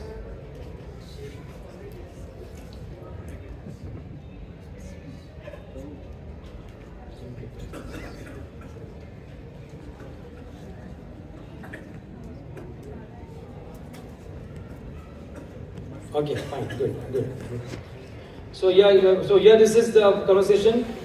So there is so much to do, I don't have any time for myself. Deva says, you should quit that service. You don't have to work so hard. Find something you like to do. Bhakti says, but I like my service. They just expect me to change everything at a moment's notice. Deva says, don't listen to them. Just do what you can do. Bhakti says, I can't believe I forgot to call my aunt today. Deva says, don't worry about it. She'll understand. Bhakti says, don't you know what she's going through? She needs me. Deva says, you worry too much. That's why you are so unhappy. Bhakti angrily says, I am not unhappy. Can't you just listen to me? Deva says, I'm listening. Why even bother to even talk to you? So क्या हो गया? इसमें क्या हो रहा है? That solution giving, right? Constantly, अभी ये कर, वो कर, ये कर, वो कर. Now, how should the conversation go? Bhakti says, there's so much to do, I don't have time. Deva takes a deep breath. Relaxes and exhales and sounds like you had a hard day. Bhakti says, they expect me to change everything at a moment's notice. I don't know what to do. Deva says, अरे भाई इसके बाद husband knows how to say and हाँ, okay. There's something more you should do. Anyway, Bhakti says, I even forgot to call my aunt. Deva says, or a little ring, bro. Oh no. Bhakti says, she needs me so much right now. I feel so bad. Deva says, you are such a loving person. Bhakti gives Deva gives Bhakti a hug and she relaxes in arms with a big sign of relief. She then says, I love talking to you. You make me feel so happy. Thanks for listening to me. I feel better. Now, what do you think is happening here? Again, I want to stress again, it is not manipulation. It is not just and ah. It is just what is required. When you are hearing something, you have to make the person know that you are hearing. Yes? अगर phone पे आप बात करें बोलेंगे नहीं, अरे है क्या वो इधर? हाँ सुन रहा हूँ. अरे what we do? हाँ, oh, So the other person knows that सुन रहा है आदमी at least, right? So what did we say? The woman sharing her feelings, she doesn't want help. She knows what to do. Okay, she knows what to do usually. They are very intelligent. So she knows what to do, and if she wants to ask you something, she will come and straight away say, this or this. She'll give a choice, by the way, to you. But this is conversation, right? So if you do this, Prabhu, if you understand the psychology, won't you feel that things will be much better? This is just one example I'm giving. Please understand, life is not going to be just and ha and right? But this is an example to understand and illustrate what a typical good communication should not be and what it should be. Because in Krishna consciousness, one of the important aspects of married life is communication. How well you communicate, how completely you communicate, how profusely you communicate is very, very important. Both verbal and non-verbal communication. So, it is said by one person that whether you love me or you hate me, but at least talk to me. By not talking, you are being the worst. गुस्सा भी वो चलेगा, भाई बात तो करना पड़ेगा गुस्सा होने के लिए. At least you feel nice that he's talking to me. My point is, communication is a very, very important thing in married life. To communicate what you feel, again, with the right qualities of speech as mentioned in the Bhagavad Gita. What is the right speech in the Sattva Guna? All of you are Gita students, you must have read the Gita. What is the right communication speech in Sattva Guna? Huh? I'll give you one person, yes? Okay, what does it mean in English? Speaking the Truth? without agitating the other. Yes, being kind to the person, right? It should be kind, you speak the truth without agitating and be very specific. So this is very important. Communication is a very important thing. The second important thing is, please be highly integrated or a high level of integrity in your character of Krishna consciousness. If you are becoming a devotee and you're marrying a devotee girl, be sure that you want to embrace the principle of Krishna consciousness for the rest of your life. Don't ruin the other person's life. Don't come with any other motives. Honestly, why I'm saying this? Because we have seen it. Okay? I'm not saying it out of nowhere. People come to Krishna consciousness with the wrong motive. They not only, mess up with their life, they mess up with their partner's life also. So be sure what you want. If you want pure Krishna consciousness, you will get it. The partner is there to give you both of you can live a Krishna consciousness. But be sure you want that Krishna consciousness. So that's very important. If you're not sure, don't enter into a devotee relationship. And if you're sure, I strongly recommend you enter into a devotee relationship. Because there's a trend sometimes which we have seen, especially for boys, that somebody will tell you, you better marry an outside girl. I'm not going to ask you, because I'm sure somebody has told you this. बाहर की लड़की शादी कर, no problems. She will not correct you. She doesn't, she will have her own life and you can live happily. Devotee girl, lot of demands they have. They want to do this, they want to do that. How many of you heard this? Don't raise your hands. Don't raise your hands. Don't raise your hands. But the fact is you have heard this. I tell you, this is so narrow-minded. and so shallow. You should have somebody who helps you in your Krishna consciousness, who tells you if you are sleeping in chanting, who tells you on your face, hey, you know what, you are sleeping in your chanting. You will not like to hear it, but you need to hear it. You need to have a partner who is helping you in your spiritual life. Because this relationship, it is not just two friends staying together. It is a man and woman, you share everything. The day you get married, everything you start sharing, including your bed. And that intimacy you have never had even with your parents.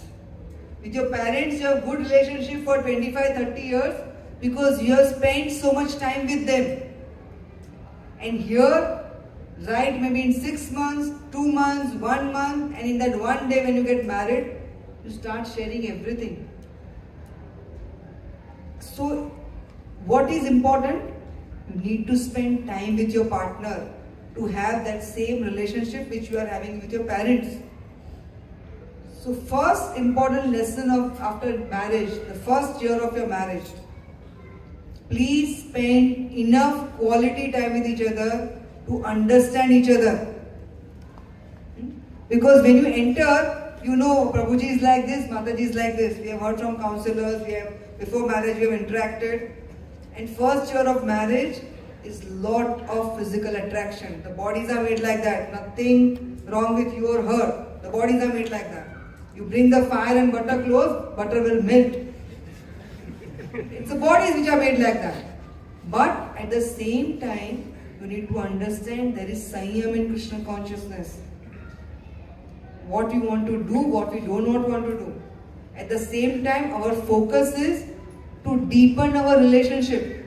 First become intellectually, mentally, emotionally close together. And the last thing, bring the physical closeness. Because the moment physical closeness comes, the outcome will be there. Who will be tagged along to you for lifelong. Right? So before having a child, you both must have very close spiritual, intellectual, emotional connection and a good preparation before you get a child. Right? And that will happen with the physical intimacy. So be very careful that invest your time nicely in that first year of marriage to understand each other. And to bring the child in Krishna consciousness is a very big responsibility. That responsibility you must prepare. हम ऐसे ही घर खरीदने आप जाते हैं तो आपका mobile लेकर जाते हैं, घर खरीद लेते हैं, बहुत रिसर्च करते हैं ना. एक जॉब भी चेंज करना है, कितना रिसर्च करते हैं. एक गाड़ी भी खरीदी, कितना रिसर्च करते हैं. तो बच्चा लाने के पहले तो कितना सब काम करना पड़ेगा. गाड़ी तो बदली कर सकते हैं, घर चेंज कर सकते हैं, बच्चा चेंज कर सकते हैं. नहीं अच्छा लगा मेरा वाला, उनका वाला अच्छा लगा, वो एक्सचेंज कर दो. नहीं कर सकते. That is why first year of your marriage, spend enough good quality time with each other to understand each other and come on mental, emotional platform together. So as she said, the first year of marriage, we are preparing, right, the science of relationship. So please understand, and this is very critically important. Please write if you want to write, right? So that no two people are please first hear it, then write it. I'm not going to put on the screen. No two people are completely compatible. As I said, marriages are not very enough. There's no way you can do. And not all incompatibilities in marriage can be worked out. I repeat, not all people are compatible and not all incompatibilities can be worked out. Sometimes inevitably differences. Now what you should do, and this is what is the realization of senior grihasthas who have lived their life, and it is beautiful. It is so realization giving and so deepening in our own Krishna consciousness. I'll tell you what you should do. Sometimes inevitably differences can be laughed at. If you have differences, what you can क्या करूँ यार? वो ऐसी है. मजा आ गया ना सबको. she says, "अरे क्या है ऐसा खाता है कैसा खाता है करके खाता है? What kind of cheese how he eats?" You just laugh it out. Sometimes you have to laugh it out. Sometimes you have to cope with it. First, laugh it. This is not in any order, okay? This is a different. Like the first, laugh. Second is cope with it. Sometimes negotiate. These are very important words. First is what? जोर से बोलो. Second, cope. Third, negotiate. Sometimes accept it. And sometimes compliment it. If the husband can't do something, don't worry, I'll do it. Compliment it. So 4 things. Sometimes waiting and praying is the answer. So beautiful, isn't it? So wonderfully depending on Krishna it is. So first thing, sometimes inevitably it has to be laughed out, cope with it, negotiate, accept. Sometimes waiting and praying is the answer. And by focusing on closeness, differences can easily be managed. But by focusing on differences, closeness disappear. Do not focus, and this is applicable for any relationship, Prabhu. You can because we are talking about science of relationship. Wherever there's relationship, we are talking about husband, wife, but we are talking about any relationship. If you are focusing on differences, then the closeness will be finished. But if you are focusing on closeness, then differences can be manageable. And that's how we enter into married life. In fact, we can see initial years of Krishna consciousness is when Radhanath Maharaj spent days in ISKCON Chapati. And most of the devotees, they were 17, 18 years old. And many times we realize now when we think about those days that Maharaj made our life so Krishna conscious by different yatras or different programs, different festivals, that actually we young Grihasthas, we never had so much time to think about our senses.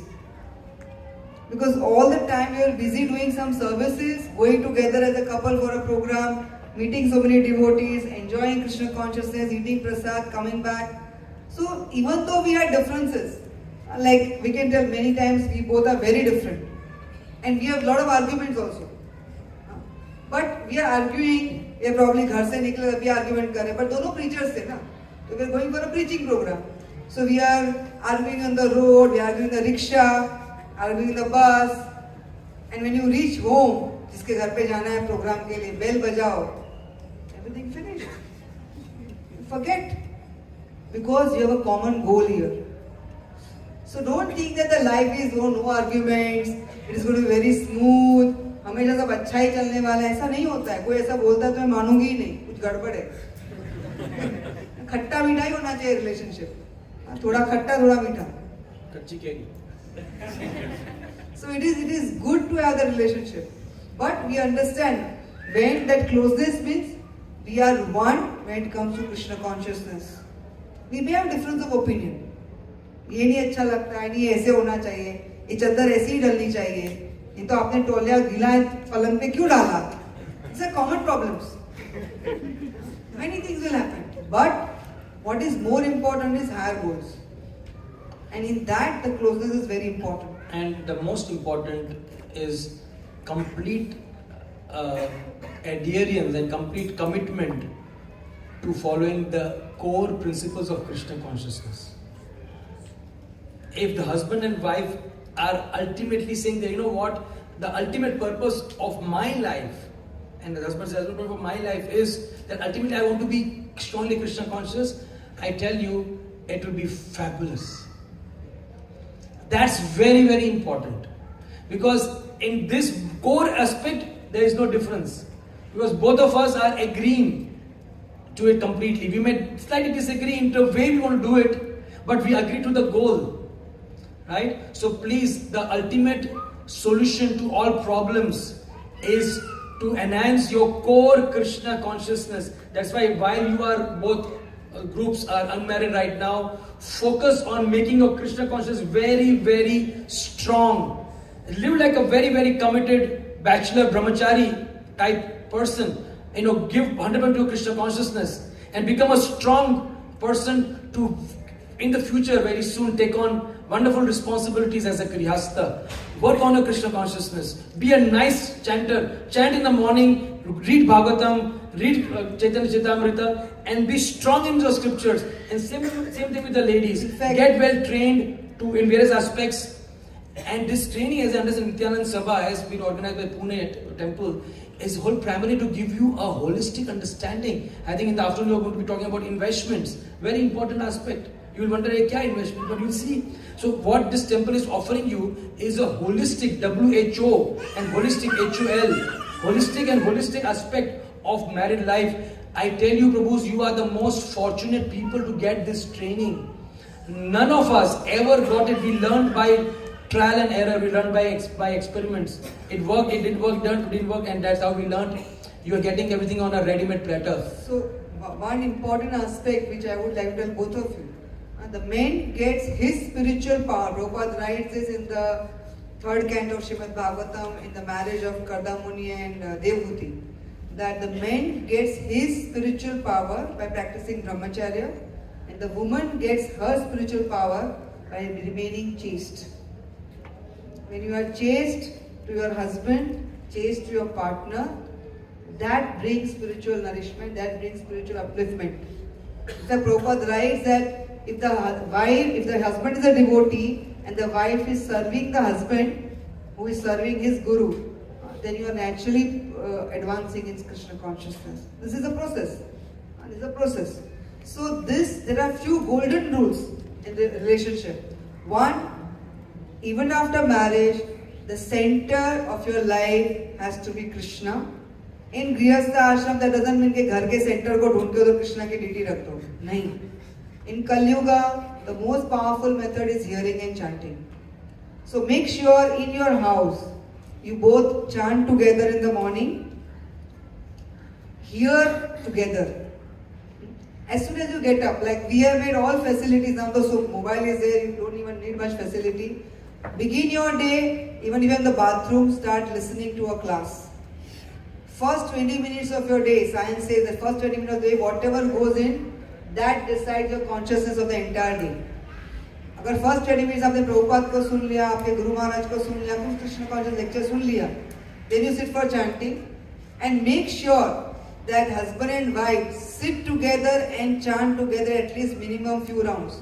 Even if she has to go to cook because husband has to leave for office, but at least few rounds together. Because ultimately you are marrying a devotee, then if you don't do the devotional activities together, you will not feel the closeness. So doing spiritual activity together, listening to a class together, going for an evening program or the evening maybe listen karo. Hearing and chanting is very important. Because hearing actually makes our intelligent hearing very powerful. The subtle intelligence accepts the messages from all the kathas. And once Bhaktisena Thakur told one of his disciples had diarrhea. So they went to a Kaviraj, Ayurvedic doctor. And he said, इसको इतना diarrhea हो रहा है, vomiting हो रहा है, कुछ पेट में टिकता नहीं, इतना weight loss हो गया है. तो बोले आप घी पियो.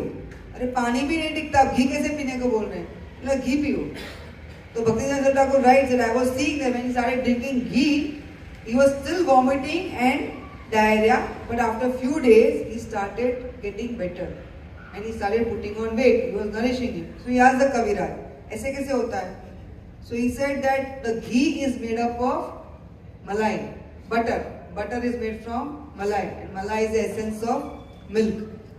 Similarly, scriptures, the Bhagavatam, Chaitanya Charitamrita, Bhagavad Gita, are the essence of all the Vedic scriptures. And when you hear them, ये कान से जाके ये कान से निकल जाता है. घी पेट में जाता था, निकल जाता था, लेकिन बहुत चर्बी थी ना उसमें, फैट था. So it was still sticking to the wall of the stomach. And that little ghee, which was very high calorie, was giving nourishment. So similarly, when we do hearing, maybe भी फर्क है, यहाँ से सुन के यहाँ निकल जाता है. But फिर भी it is the highest, very high calorie, highly nourishing. So थोड़ा जो भी हृदय को सुन लेते हैं, उससे हमारा nourishment होता है. So one principle, this. Other golden rules are, do not nag, If somebody has made a mistake or कुछ हो गया है तो don't keep on talking about it again and again. Do not nag. Do not forcefully try to change the nature of your partner. Do not forcefully try to change the nature of your partner. Be exemplary. By your example you show. Third, do not criticize, especially in public. Appreciate, honest appreciation. I remember my in-laws or even my husband or my family when they eat, अगर salt नहीं है तो भी बहुत appreciate करते हैं. फिर मैं खाने को बैठी तो समझ में आता है इसमें salt ही नहीं है. So appreciate. Appreciation actually helps you. Be grateful. Respect. Things which cannot be cured should be endured. Be tolerant sometimes. And sometimes be forgiving. So I can see my friend coming in and I get some message that we need to end, and yeah, we want to end because we have to go all the way back to Mumbai. It is a weekend end and there will be rush going. I don't know what's going to be the traffic. So anyway, thank you very, very much. I know there are some questions. We can take questions. So we'll take questions right now for another 15 minutes. We can take questions. Okay, fine. So we'll take questions as long as we can. And then, so please be honest. And I honestly want to ask your questions from your heart. Nobody laughs at any question. No question is a bad question. Nobody should be embarrassed in asking questions. So please ask whatever you need to ask, and we'll try to reply you with all honesty. First question is, I have a little fear that can I come back to Vanaprastha ashram if I've been into Grihastha ashram, where full of attractions and temptations. So why you are doing such a long-term planning? I mean, why worry? That's exactly what I said. You know, this worry is nothing but a snare of Maya. Because most of the things that you worry, there's a whole statistics, I don't have it right now remembering, but whatever worries you have, the actual worry that you need to worry about, you miss it. And what you don't need to worry, you start worrying, so you don't really do anything about the actual things that you need to worry, and you start focusing on things that you don't need to focus on. That's why you actually end up in a mess. So please, not going into Vanaprastha ashram and staying in the Grihastha ashram, do not worry. At the right time, we will pull you out. So don't worry about that. My answer to this question is, don't really worry about that you want to join the Vanaprastha because so much temptations and everything. Krishna will take care of you if you have been an honest Grihastha. You have been a Krishna conscious Grihastha. You will naturally get the facility for further progress as well. Makes sense? Who have asked this? There is a two main similar question. One is how to not become a Grahamedi, or what is the word of full surrender in Grihastha ashram. So Grahamedi and Grihastha. Grahamedi means whatever you do, Krishna is not the center. The center of enjoyment is yourself. But Grihastha ashram is, as he mentioned, you become normal, you earn a lot of money, make a big house. But once this question was asked to His Holiness Radhanath Maharaj, and he answered that, how will you remain detached if tomorrow Krishna takes it away from you? Still you will be Krishna conscious. You will not question, Krishna, why did you do this or why did you not do that? So Grahamedi ashram, Grahamedi is not an ashram. Grahamedi is only using for your own sense gratification. Grihastha ashram is when you have a house, use it for some siddhi haritoshanam. Invite devotees at house, have deities at home, lot of hearing and chanting. Use all the facilities for preaching. If the temple asks you, book distribution के लिए आपका car चाहिए दिसंबर महीने में आधा दिन के लिए, दे दो. That shows your detachment. That shows your detachment.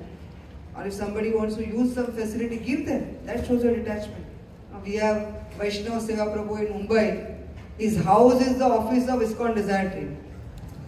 Both the couples, they are alone. So the house is almost, everything is given to Krishna. Huge house. So that shows commitment inside. Hare Krishna.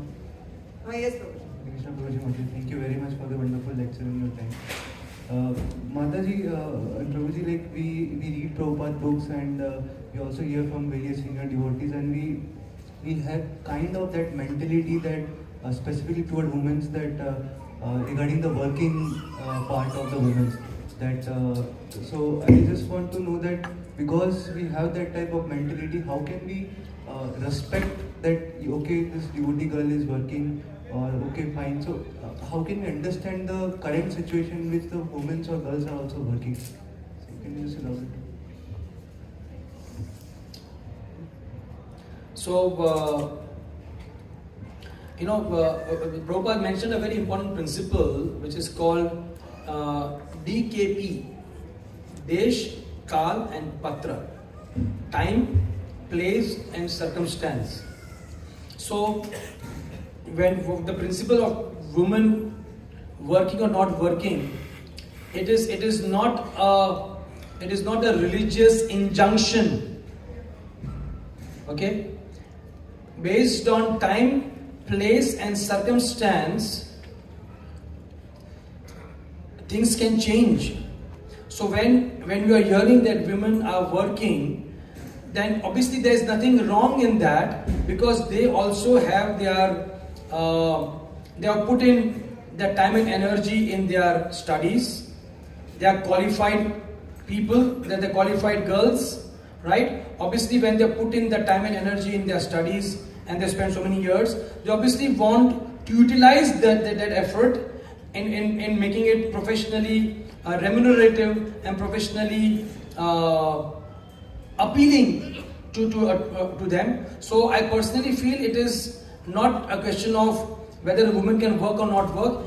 If they need to work and if they have the sanction of the husband and they discuss together and they say, well, this is fine, then there is no harm if the women are working. Rather than making a judgment about them that as a blanket rule that women should not work, that is injustice to them. I have seen my mother-in-law working. Full life she was working. She has raised two wonderful sons who are so Krishna conscious. And I can say for myself also that when I was highly educated, I was working. But on my own, I decided that okay, what are my priorities? So I feel that as girls, and each one of them, they can decide their priorities, that till the time they don't have a child, maybe they can go all out with managing both the house and the work with the support of the husband and with the support of the in-laws. But once they have a child, especially few years, initial years of the child, I think personally, which I also did, it is a very important, nourishing years of your child. So that time a woman can probably take a back seat and take care of her children at a particular age till the time they start going to school.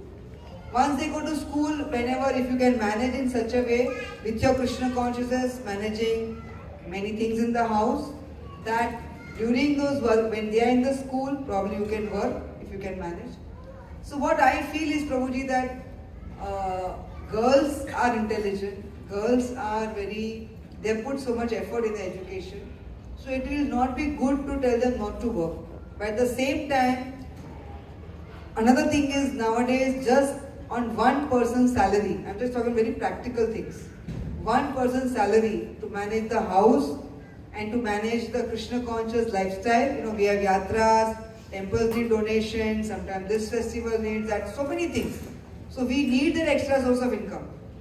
So attitude of the husband should be, if my wife is working and if her money is coming, probably that is the extra source of income, but I should be the main source of income.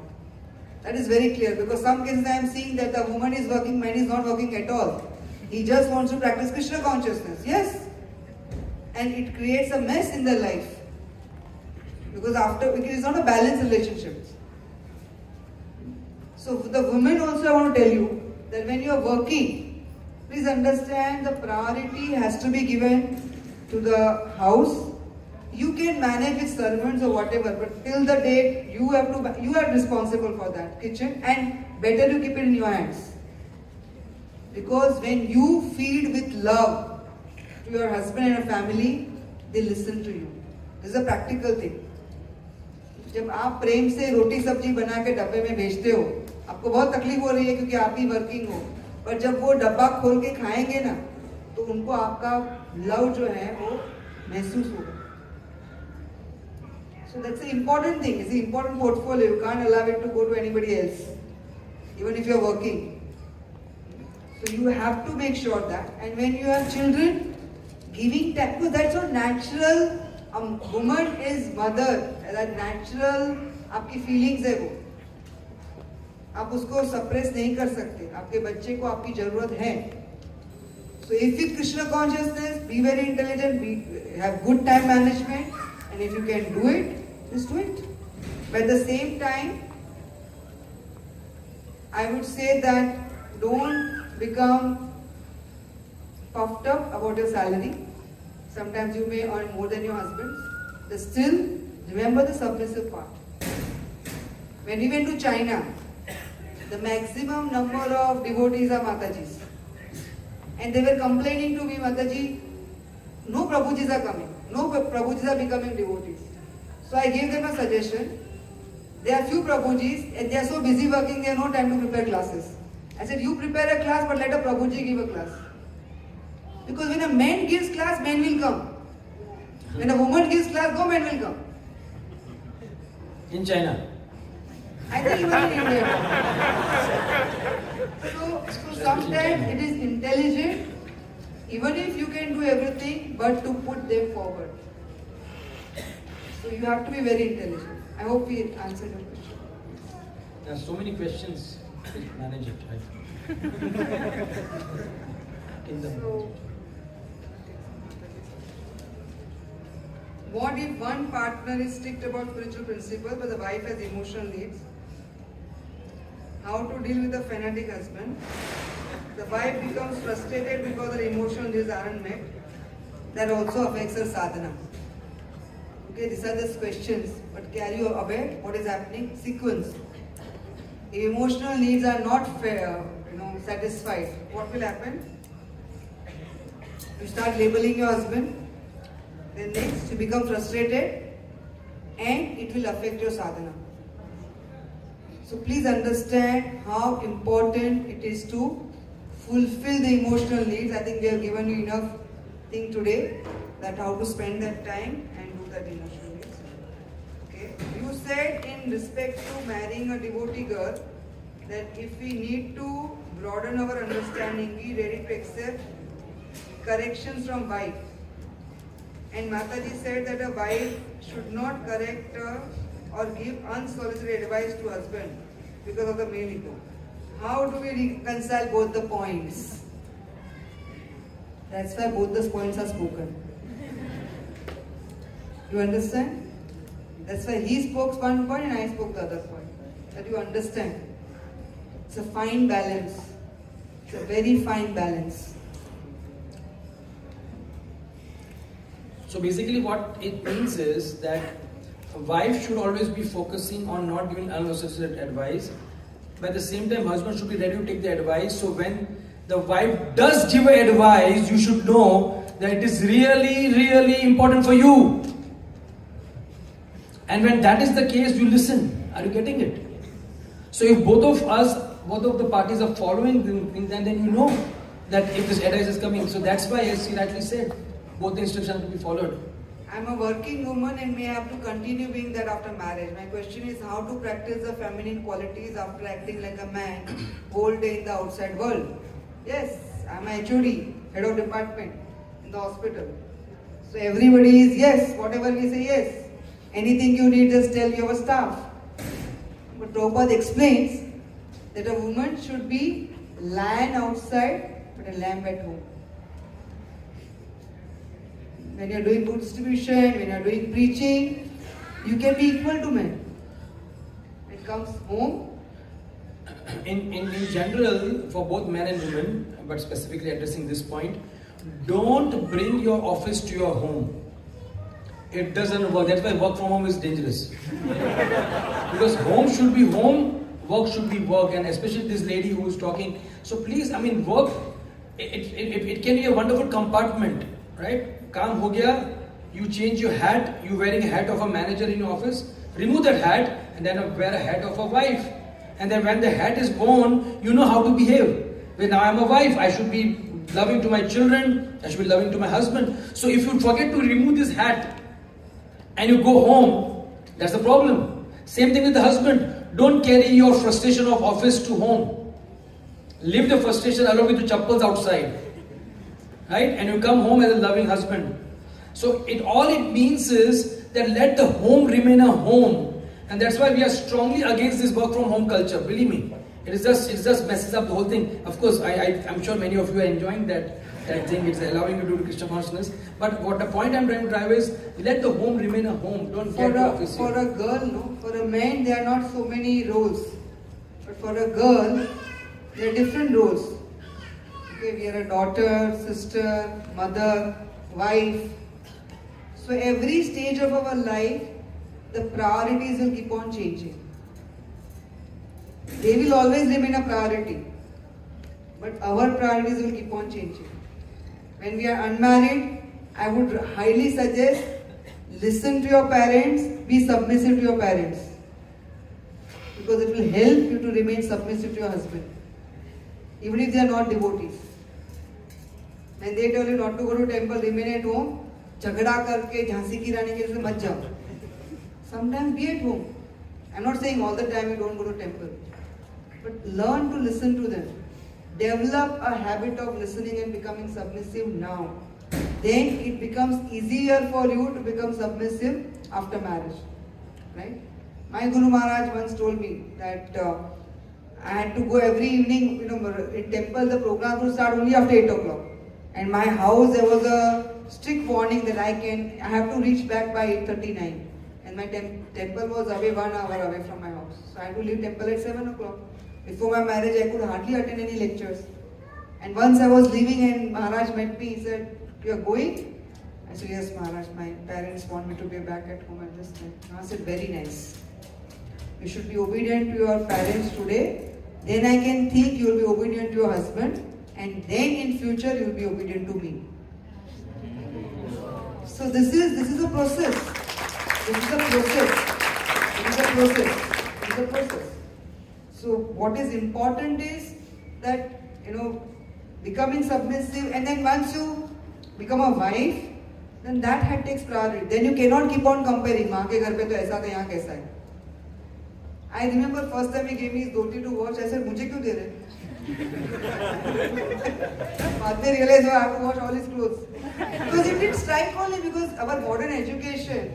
I was studying, doing my post graduation just 15 days before my marriage. तो मुझे घर में क्या होता था पता ही नहीं था. After marriage only I realized that ये भी सब काम होते हैं because otherwise everything is ready for you. A mother gives everything ready like a boy.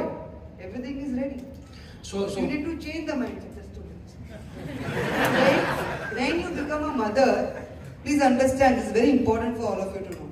When she becomes a mother, don't think that you will be still the priority. For her, those initial months, her priority will become her child. Because that hat she will have to wear. Everything else will become secondary. Husband will also become secondary, in-laws will also become secondary, she will become like a lioness with a child. कोई उसके नजदीक नहीं जा सकता. Because she comes into that mood. So respect that. कभी-कभी मैंने देखा husband लोग बोलते हैं जब से बच्चा हो मुझे ध्यान ही नहीं देती. ठीक है, थोड़े टाइम के लिए बाद में सब नॉर्मल हो जाएगा. So priorities keep on changing. So we need to know, as Prabhuji mentioned, which hat to wear at what time. Yeah, so what it means is we have to just learn the art of juggling with multiple balls. Right? Sometimes of changing multiple hats. So that is something which is like an art that we need to learn when you have a different job. So that's something which we learn it, and it will happen you will learn it in due course, how to really manage. So very nice question, and I hope you are satisfied with the answer. What if all that we heard today, like enduring, being submissive, etc., we are following it in a proper Krishna conscious way, as a result of which the false ego of the male is increasing to the point that the wife is getting exploited? How can we avoid this? I mean, which part of the lecture should inspire you to exploit the wife? I don't think that in any way what we said about enduring, saying submissive, we all said, I think all that we have been saying is that both are equal. When somebody is equal, there is no question of somebody being submissive and somebody, both are equal, but they are playing two different roles. And the role that one is playing is of being submissive, and other is playing of the role of being the controller. It's a role, as Kishori mentioned, in a drama, both are dramatists, but it's just two different roles they are playing. But ultimately, we are working together and we are equals. So I do not think that in any way, the wife should feel that they are getting in any way exploited. If at all they are getting exploited, then it is because the principle has not been understood well, and that's why we require ongoing counseling. Yes, and I feel that such programs, it is not just before the marriage. Every 1 year, once in a year, we need to hear this, because our soul ka basic problem is na, forgetting. We forget and we tend to make mistakes. So such training of the both men and women should happen very regularly. Very regularly, because then again, okay, I have a male ego, but that doesn't mean that I boss around my wife.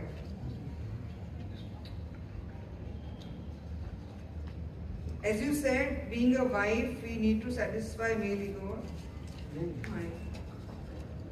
No. We know that Prabhuji is wrong. How should we respectfully correct or give suggestions? As I told you, the right place, right time. It's very important. If we need to correct them also, we need to tell them also. We can be firm, but can be gentle. It is important. So there's a nice question. Prabhuji, we were mentioning about attachment, but we heard that till the time we have attachment for even a small material thing, we have to come back to the material world. Then what is the chance of any person if he is having attachment for Krishna as well as for home? This is a very nice question, and it's a very simple answer.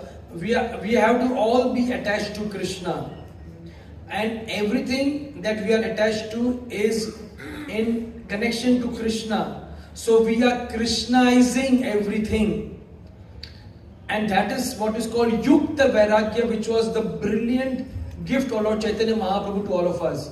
He didn't give us the Vairagya principle. He gave us the principle of Yukta Vairagya, where it means things that can be used in Krishna consciousness should be used and not given up.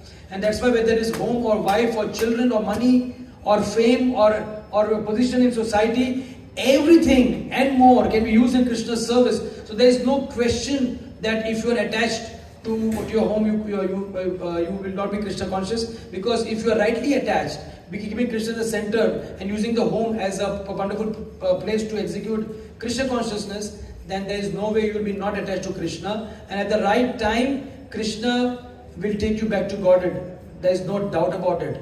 Even after you die in a palatial bungalow, be sure about that, guaranteed. I think it is the same question. Being broad-minded and having good position in society definitely helps us in preaching, but will that help us in advancement in Krishna consciousness? As we have heard, we have to get rid of attachments, anarthas, etc. before death. How it happens together. As we mentioned so many different examples of Prahlad Maharaj, Yudhishthir Maharaj, Arjuna, Pandava, so many of them. So having good position, having high position, in no way makes you less of a devotee. Your chanting, whether you are chanting in a small hut, one-room kitchen flat, or in a palace, that is your connection with Krishna. How can that be changed by external facilities? It cannot be changed. Even our position, if we can use it there for Krishna consciousness, what is wrong in that? You get whatever facilities you have, position you have, you use it in service of Krishna. There are so many, like we all, so many doctors. We have Bhaktivedanta Hospital, where we are not only preaching, serving devotees, but attracting hundreds and millions of non-devotees to become devotees and inspiring devotees to get more committed. So by your example, actually, you can preach many. Anyway, we need to end now, and we wish we could have spent some more time with all of you. But we wish you best for in your onward journey, and hope to cross roads again sometime in the near future. Thank you very much. Hare Krishna.